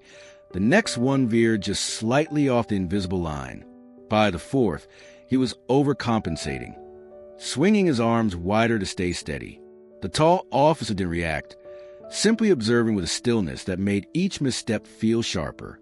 From the SUV, the remaining passengers shifted in their seats, their earlier bravado thinning with each second the test went on. One leaned forward, elbows on knees, eyes locked on the ground, as if refusing to watch would make the moment pass faster. Another tapped his fingers on the doorframe in an irregular rhythm, glancing over his shoulder at the 2 officers stationed nearby. When the driver was asked to stand on one leg, the result was immediate. His foot lifted, wavered, then touched down again before the count reached 3. He tried again, but the same stumble followed, this time with a muttered curse under his breath. The broad-shouldered officer remained expressionless, calling the end of the attempt without theatrics. The smell of spilled beer from the SUV seemed stronger now, as though the scene itself had shifted into a sharper focus for everyone present.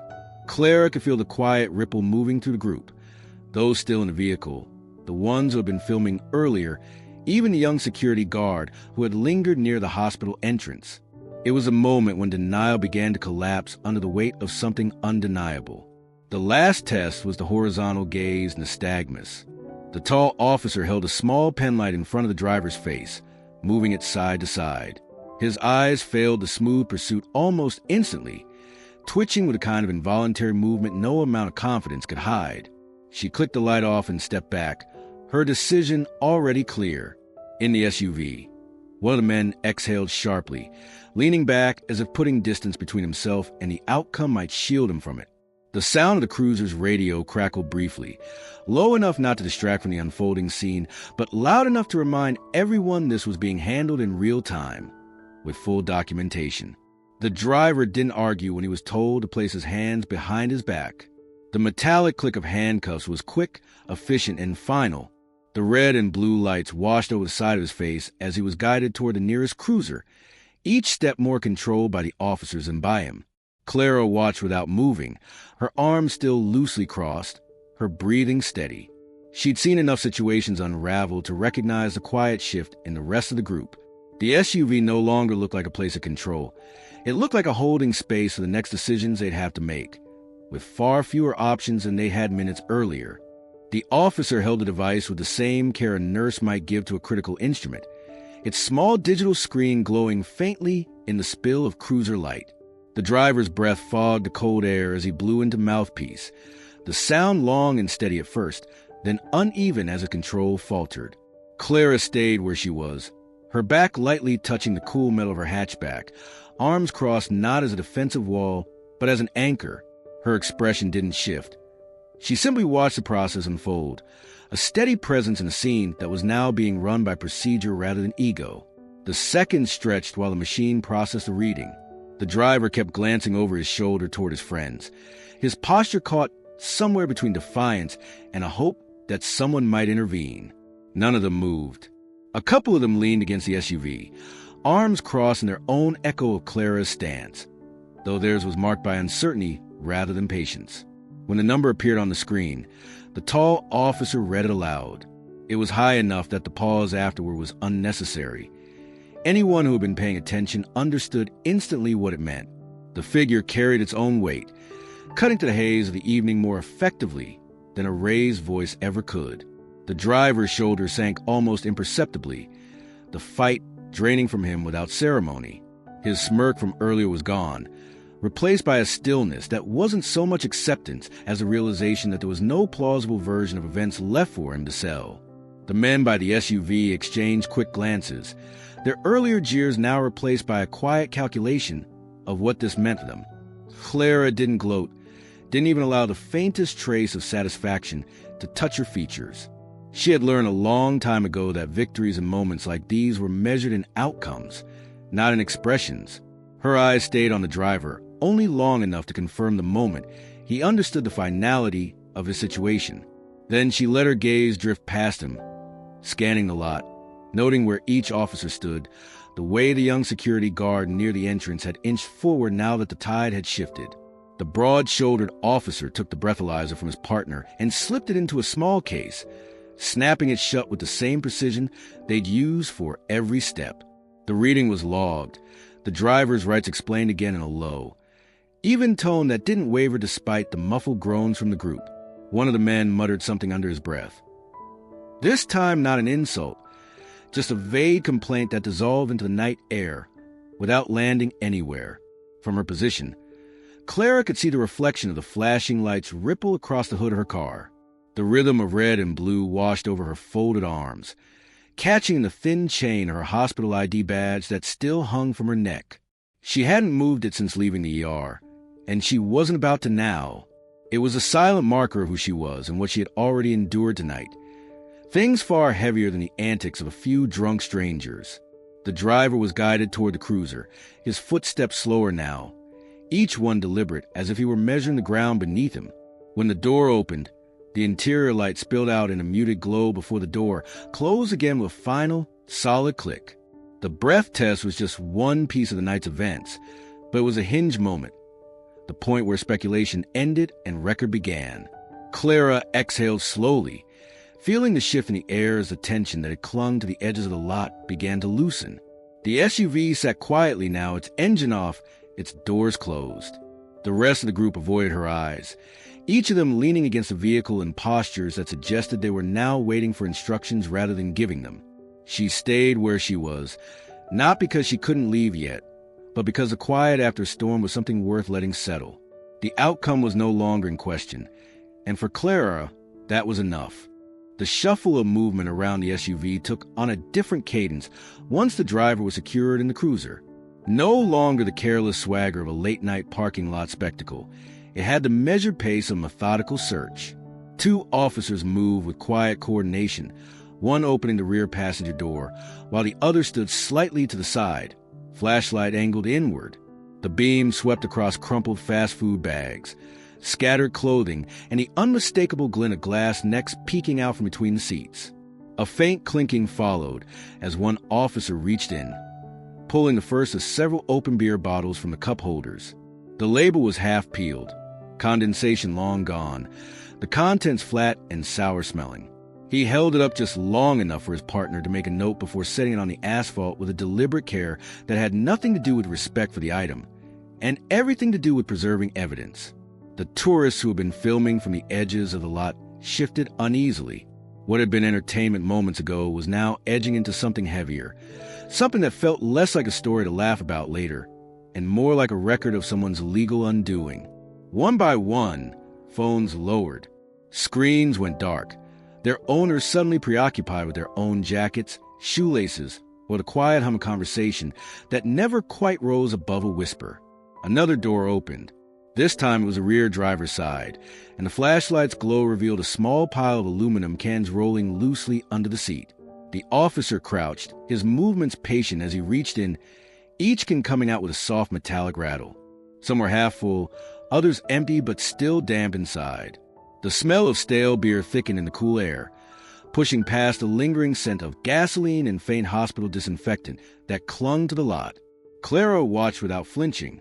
From her spot against her car, she could see everything clearly, the search unfolding in precise, practiced motions. It reminded her of triage, not in the nature of the work, but in the way trained hands could separate urgent from non-urgent with almost subconscious efficiency. Every item removed from the SUV was placed carefully into a growing line along the pavement, each one silently adding weight to the picture being built. The group of men who had been laughing earlier now stood further from the vehicle, their formation loose and fractured. A couple had drifted toward the edge of the lot, where the glow from the hospital lobby spilled faintly across the asphalt. They weren't leaving, not yet, but their eyes avoided the officers, landing instead on the ground or the dark shapes of parked cars. One of the officers emerged from the SUV holding a glass bottle with a metal pour spout still attached, the kind used for liquor bottles behind a bar. There was no mistaking where it had come from or how it had ended up here. He passed it to his partner without a word, the exchange silent but significant. The quiet from the tourists was noticeable now. The ones still holding their phones kept them angled toward their own shoes. The earlier impulse to capture every second now replaced by the instinct to avoid being part of the scene at all. A few exchanged glances that were quick, uncertain, calculations of whether staying here was worth the risk of attention turning their way. Clara shifted her weight slightly, her stance still calm but alert. She had seen that kind of retreat before, both in hospital corridors and in field situations. People backing away not because they understood the full scope of what was happening, but because they sensed on some level that the atmosphere had changed in a way that made them no longer safe as bystanders. The pile of bottles and cans beside the SUV grew until one officer pulled a large evidence bag from his belt with unhurried motions. He began sliding each item inside, the soft crackle of the plastic almost loud in the quiet lot. By the time the last bottle was sealed away, the search had turned up enough to make any claim of a harmless night out impossible. When the rear hatch of the SUV was finally opened, the flashlight beam caught a small cooler wedged in the corner. Inside were more cans, unopened but cold enough to show they'd been meant for the hours still ahead. Hours that now would never happen as planned. The cooler was lifted out, its lid shutting with a muted click before joining the rest of the items lined neatly along the asphalt. The officers worked without commentary, their silence filling the space where earlier noise had been. The absence of jeers, of music from phone speakers, of the exaggerated laughter, made the lot feel larger somehow, emptier even with all the people still standing there. Clara let the quiet settle, knowing it was a kind that marked a turning point. The moment the last spectator stopped pretending they weren't watching something that had just crossed into consequences. It happened almost by accident. The man hadn't been looking for anything in particular, just shifting his gaze around the parking lot like someone trying to avoid making eye contact with the officers working a few feet away. His eyes drifted past Clara as if she were just another bystander, until the faint glint of a plastic clip caught in the light above her car drew his focus. It was her hospital ID, still attached to the strap of her worn canvas bag. swinging gently in the breeze each time she shifted her stance. The laminated surface reflected a quick flash from the overhead bulb, just enough to make the printed name and logo stand out. He squinted at it for a second, probably without even realizing why. Then, almost as if his eyes followed an unplanned path, they traveled downward, past the bag, past the curve of the rear bumper of her hatchback, and landed on the small, weathered sticker fixed just above the license plate. It was barely larger than a coaster, its edges slightly frayed from years of heat and rain. The emblem was unmistakable to anyone who'd ever seen it before. The caduceus entwined with a combat medic's cross, the muted olive background still holding its color despite the sun's fading. His expression shifted in a way that didn't match the slack, half-smiling demeanor he'd carried for most of the night. It wasn't dramatic, no sudden gasp, no wide-eyed revelation, but there was a tightening around the mouth, a brief stilling of his posture, as though the details he was seeing were reordering everything he thought he understood about the woman leaning against the car. He lingered on the sticker longer than the ID, as if confirming to himself that it wasn't just some decorative decal or a random purchase from a gift shop. Clara caught the look without needing to ask. She'd seen it before in bars and waiting rooms, even in grocery store aisles. People realizing, sometimes with a trace of embarrassment, that the quiet stranger in front of them carried a history they hadn't considered. She didn't move or offer an explanation. The emblem spoke well enough for itself, and in moments like this, she'd learned it was better to let someone sit with the recognition than to rush in and define it for them. The man's eyes flicked back up to her, a little more carefully now. He didn't say anything, but there was a subtle drop in his shoulders, like a small piece of bravado had been set down without him fully meaning to. Behind him, one of his louder friends was still muttering under his breath about the officer's search, but even that seemed to fade into the background for him. The open evidence bag beside the SUV rustled in the breeze, the smell of stale beer hanging over the row of parked cars. Ramirez was speaking quietly to one of the other officers, his voice too low for Clara to hear, but she noticed the man's attention shift briefly toward him before returning to her. This time, when he looked at the sticker, there was a faint narrowing of his eyes, not hostile but thoughtful, as if the story of the night had just picked up an extra chapter he hadn't been expecting. Clara didn't break the gaze, though hers remained level, unchanging. She knew that the sticker wasn't just a mark of where she'd been. It was a reminder of the gap between how people saw her in a moment and the reality of what she'd carried through before getting here. And whether or not this man understood the full scope of it, he now understood enough to see that she wasn't the sort of person to be dismissed with a wave of the hand. A small sound from the cooler being loaded into an officer's vehicle broke the moment, but not entirely.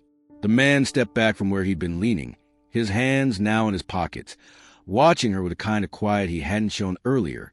It wasn't apology, not yet, but it wasn't mockery anymore either. It was a space in between, recognition settling in, reshaping the edges of the night without a single word exchanged. Ramirez didn't raise his voice. He didn't have to. The low, even cadence of his words carried just fine in the cold air, finding their way into every corner of the lot. He was standing near the open driver's side door of the SUV, but his attention wasn't on the officers cataloging the bottles or the driver now seated in the back of the cruiser. His eyes were on the cluster of men still lingering by the vehicle, the ones who had been laughing not 15 minutes ago. "You boys know who you've been talking to tonight?" he asked. Not quite a challenge, not quite a warning, something in between. A couple of them glanced at each other, unsure if they were supposed to answer. Ramirez didn't wait for them. "That's Clara Jensen, Nurse Jensen, former staff sergeant, U.S. Army, 7 years as a combat medic." He let that settle for half a breath before he went on. 3 years ago, I was bleeding out in the back of an ambulance on the south side. Rollover accident. Pinned in the cab until they cut me free. She's the reason I made it to the ER alive." His eyes didn't move from theirs, and the tone in his voice wasn't theatrical. It was fact. "I've seen her keep a man's heart going with her bare hands for 12 minutes straight. You want to talk about who you're blocking in? That's who." The shift was almost physical. The sound from the sidelines, small talk from the tourists who had wandered over, the hum of phone cameras recording, faded like someone had turned down a volume knob. The men by the SUV weren't smirking anymore. One shifted his weight from foot to foot, eyes dropping toward the ground. Another, the one who had slapped her hood earlier, looked away entirely, his jaw tightening in a way that suggested his mind had moved from defiance to discomfort. Ramirez didn't add a speech about respect or decency. He didn't need to. His word in that moment carried more weight than a citation ever could. It was an anchor that pulled the night back into perspective for everyone within earshot. Clara stayed leaning against her car, her posture unchanged. She hadn't asked him to say any of it, and he knew she wouldn't have if she'd been given the choice. But she also knew what his words did in the moment. They reframed her in the eyes of people who had written her off as just another tired woman trying to get home. Now they were seeing the truth, that she'd faced worse than a blocked parking space, worse than drunken jeers, and had come through it with the same quiet steadiness she was showing now. The younger security guard near the lobby stepped forward a little, the tension in his shoulders easing. Even the officers doing the inventory seemed to slow their movements, their attention tilting toward the exchange without fully stopping their work. The red and blue light from the cruisers washed over Ramirez's face as he finally broke eye contact with the men and glanced back at Clara, just long enough for a nod that said everything without requiring words. One of the quieter men in the group cleared his throat, the sound oddly loud in the stillness. He muttered something to the others, inaudible but enough to make them shift further away from Clara's car, their voices dropping to low tones now reserved for each other. The lot didn't feel smaller anymore, the way it had when she'd first walked out. The space had opened back up around her, not because the vehicles had moved yet, but because the weight of the moment had tipped entirely in her favor. Ramirez returned his focus to the task at hand, giving brief instructions to one of the arriving officers. His words about her hung in the air, unchallenged, undeniable, altering the night in a way that neither Clara nor the men could undo. The decision came quickly, without room for debate. One of the officers standing near the SUV's rear bumper stepped aside to speak into his shoulder mic, his voice clipped and direct. Less than a minute later, the low rumble of a tow truck drifted into the lot from somewhere beyond the main road. The group of men still lingering in a loose semicircle around Clara's car turned toward the sound, their faces registering the first real sign that the night wasn't going to slide by with just a warning.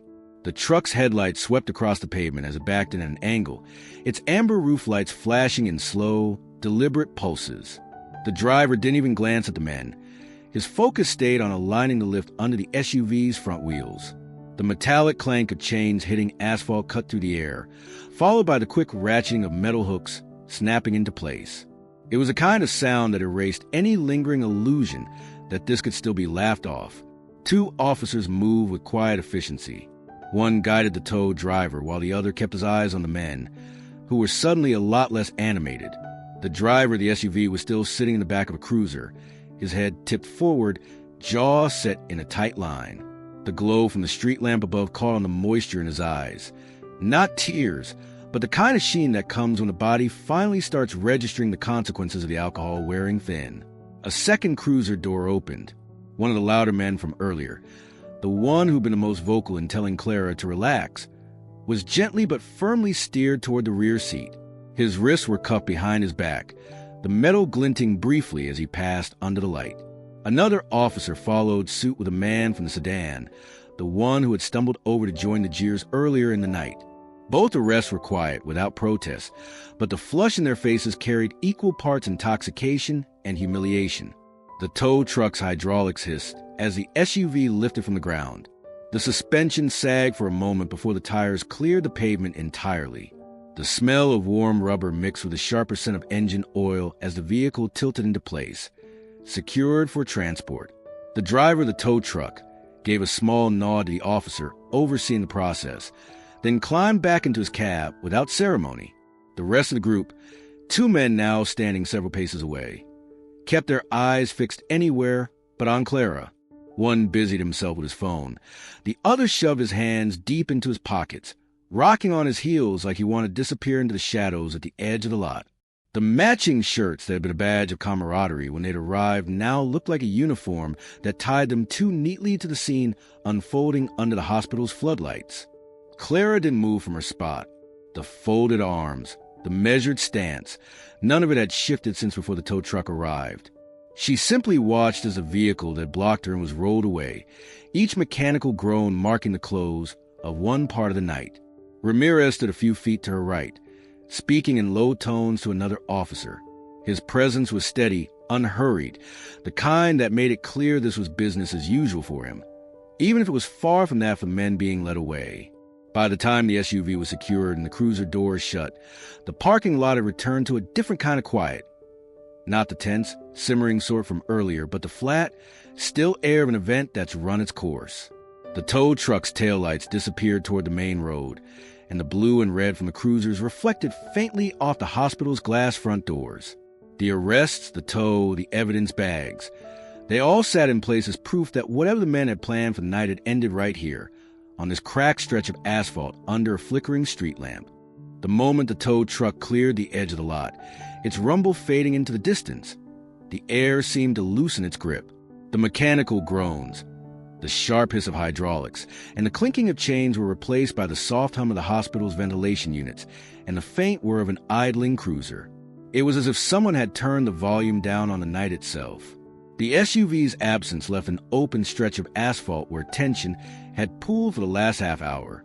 The space in front of Clara's car was no longer a wall of metal and hostility, but an unbroken lane leading straight to the exit. The once looming vehicle had been a physical and psychological barrier, its bulk pinning her in place as much as the men inside had tried to with their jeers.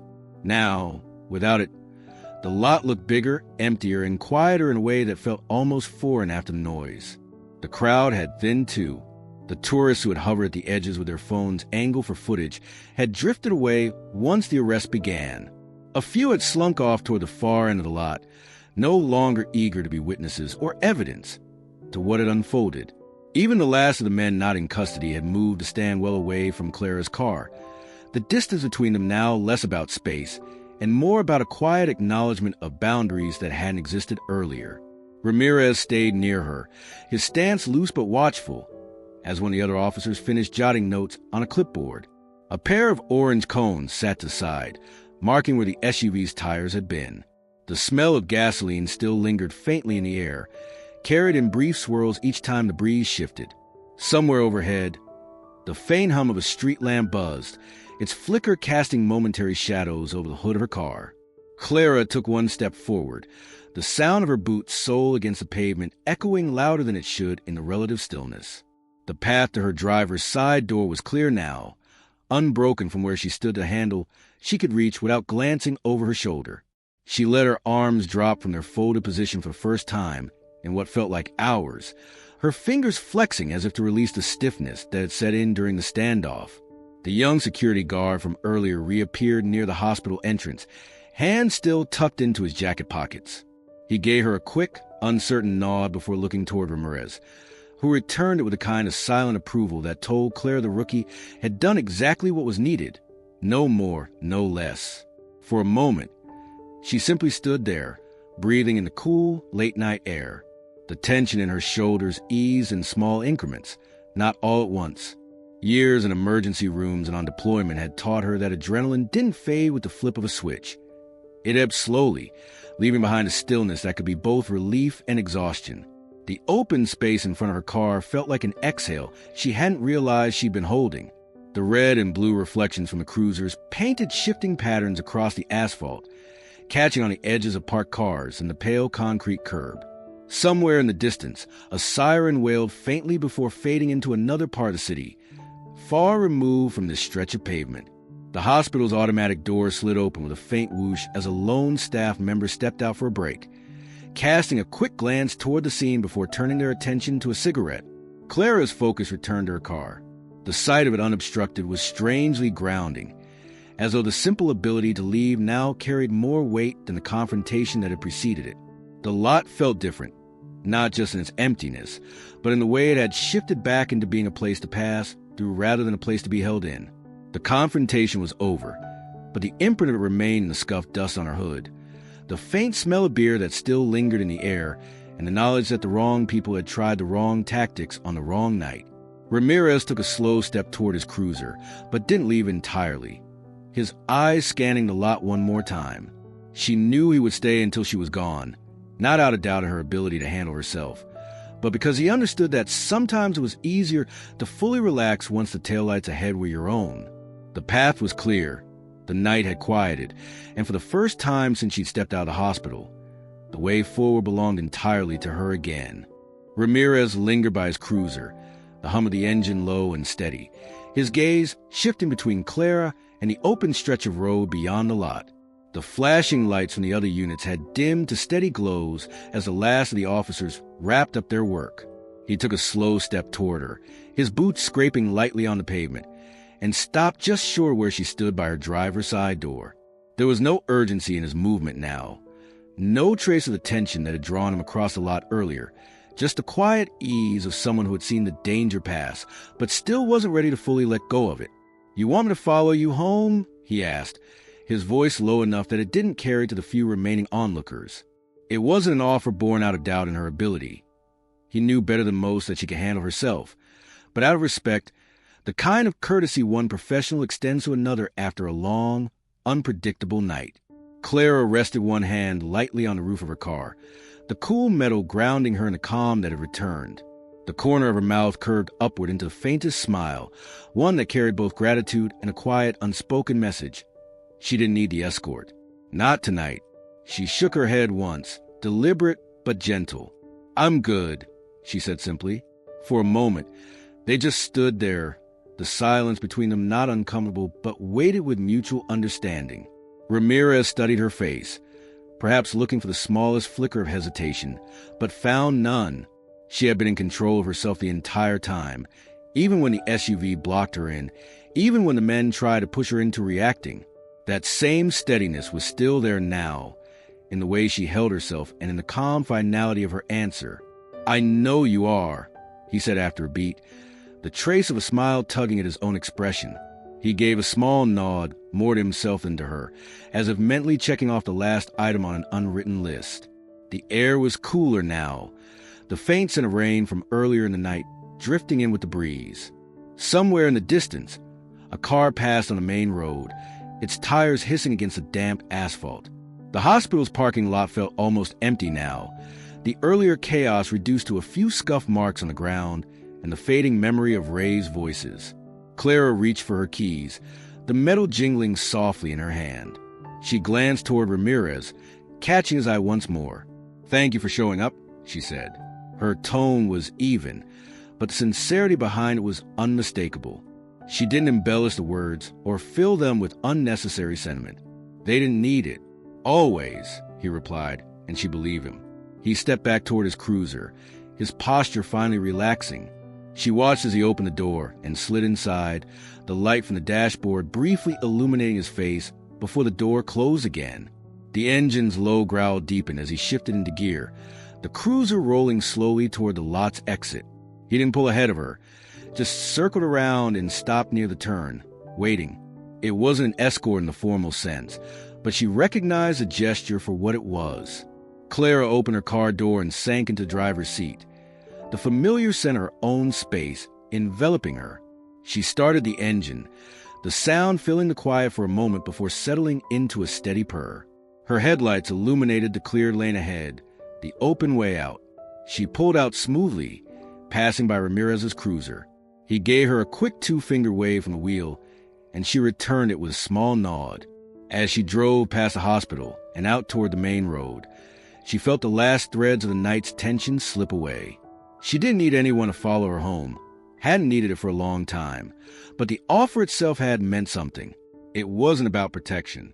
It was about recognition, a small acknowledgement between two people who had once been on opposite ends of a fight for life, and who now stood calm, steady, and unshaken on the same side. The gear shift slid smoothly into reverse, the soft crunch of her tires over the gravel-patched asphalt sounding louder than it should in the empty lot. Clara eased the wheel, backing out slowly, her headlights sweeping across the faded lines of parking spaces and the now vacant spot where the SUV had been. She shifted into drive, the beam from her lights slicing through the low-lying fog that had rolled in while the scene had unfolded. The mist curled and swirled in her path, illuminated in patches as she inched forward, making the quiet seem almost too still after the noise and heat of confrontation. The hospital loomed to her left, its glass doors glowing faintly under the flicker of a fluorescent light just inside the lobby. She could see the night shift receptionist at the desk, had bent over paperwork, oblivious to the hours that had passed beyond those walls. That building had held her for the better part of the day. 14 hours of movement, voices, alarms, and the constant rhythm of work that left no room for thought. Now, in the stillness outside, the weight of that time seemed to catch up with her all at once. She guided the car slowly toward the exit, hands steady on the wheel. In her rear-view mirror, the hospital's shape began to shrink, the harsh glow of its lights softening into a distant halo.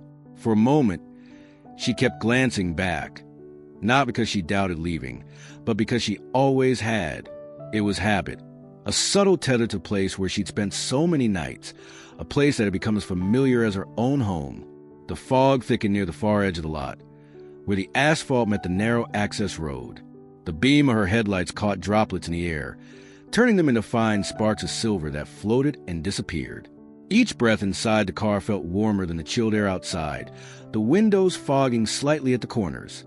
She reached to adjust the vent without thinking, her movements calm, deliberate. Ahead, the traffic light at the main intersection cycled through its colors, casting shifting shades of red, yellow, and green across the wet pavement. There was no traffic to break the rhythm. It was just a light working on its own time, indifferent to whether anyone was watching. She slowed to a near stop before turning, her tires hissing softly as they rolled over a shallow puddle. In the mirror, the hospital was now barely more than a smudge of light in the fog, blending into the early morning stillness. It was a view she'd seen countless times before, but tonight it felt subtly different, emptier, cleaner. The tension from earlier had evaporated, leaving no trace but the faint mark on her hood where one of the men had slapped his hand. She'd wipe it off later, though part of her considered leaving it there for a day or two, just as a quiet reminder of how the night had gone and how it had ended. The road open ahead, straight and dimly lit by spaced-out street lamps that cast pale circles on the asphalt. Clara settled into a steady speed, her hands loose but ready, eyes scanning the quiet stretch in front of her. She could feel the gradual release in her shoulders, the shift from guarded readiness to something closer to peace. The hum of the tires against the road became a steady background note, steadying her in a way the noise inside the hospital never could. A few blocks away, a bakery was just beginning to stir, its front lights snapping on, warm and golden against the gray air. She caught the faintest trace of bread baking when her window was down a crack, mixing with the cool dampness of the fog. It was a small, ordinary detail, but it grounded her more than she expected. Nights like this had a way of sharpening the smallest things, sounds, scents, the feel of the steering wheel under her palms, until they carried a weight they didn't have in calmer hours. As she reached the main road that would take her home, she let her gaze flick briefly to the rear view one last time. The hospital was gone from sight now, hidden entirely by the fog and distance. She didn't linger on it. She just faced forward, letting the stretch of road ahead draw her into whatever came next, the night slowly folding into the quiet promise of morning. The holding cell was colder than they expected, the kind of chill that seeped into their clothes and clung to their skin. The concrete bench was too narrow to lean back on comfortably, and a fluorescent light above hummed with a steady, grating pitch. None of them spoke at first. The adrenaline that fueled their swagger hours earlier had long since burned off, leaving only the dry taste of alcohol in their mouths and the slow, creeping awareness of where they were. The driver sat with his head tipped forward, elbows resting on his knees, staring at a faint scuff mark on the floor as though it might offer some answer. His friends, who had laughed the loudest in the parking lot, now kept their eyes away from each other, the space between them filled with the sound of a distant door clanging shut. One shifted uncomfortably, pulling his hands deeper into his hoodie pocket. Another rubbed at the inside of his wrist where the officer's grip had been firm. The air smelled faintly of disinfectant, layered over something metallic and old. A low murmur of voices carried in from beyond the steel bars, officers speaking in a tone too calm for the tension in the room. Every so often, a set of footsteps passed close by, the sound crisp against the tile floor, and the men would glance toward the doorway without meeting each other's eyes. No one mentioned her name. It wasn't that they'd forgotten it. They hadn't even learned it until the officer in the parking lot said it aloud. But they all remembered her face, the way she had stood there without flinching, arms folded, while they threw words meant to rattle her. They remembered the pause she took before answering, the calm that somehow felt sharper than if she'd shouted. They didn't know her full story. They didn't know about the dust and heat of her years overseas, the weight of bandages pressed against wounds in moving vehicles, or the nights in combat zones when she kept her voice steady while chaos pressed in from every side. They didn't know about the patients who had looked to her for reassurance when there was none to give, or about the choices she'd had to make quickly, without hesitation, because someone's life depended on it. What they did know, what they couldn't shake, was that the woman they had tried to intimidate hadn't been intimidated at all. She had assessed them the way she might have assessed a patient, cataloging details, noting risks, anticipating outcomes. And then, without raising her voice, she had set things in motion that ended with them here, under cold light and concrete walls. One of them shifted again, letting out a breath that came out more like a sigh. The other stayed quiet. Somewhere down the hall, the faint buzz of a radio cut in with a burst of static. An officer's voice followed, steady and professional, but they couldn't make out the words. The sound only added to the feeling that the night had spun out of their control the moment they decided not to move that SUV. Hours ago, it had been a joke, a way to extend the night's fun at someone else's expense. Now, the memory of the bar crawl shirts they had worn felt almost childish, the bright colors folded into shadows in the dim cell. The image of her leaning against her car, watching without blinking, returned again and again, though none of them spoke it aloud. They didn't need to. They all understood, in their own ways, that this was a night they'd underestimated someone they shouldn't have. They would forget the exact charges read to them, maybe even the names of the officers who booked them. But they would remember the way she had looked at them, calm, steady, unshaken. They would remember the click of the tow truck hitch, the flash of red and blue lights, and the moment they realized the night had turned against them. It was the kind of memory that stayed, even when you tried to push it away. And whether they admitted it or not, they knew they'd carry it, because they blocked the wrong nurse's car, and that was a mistake they would not make twice.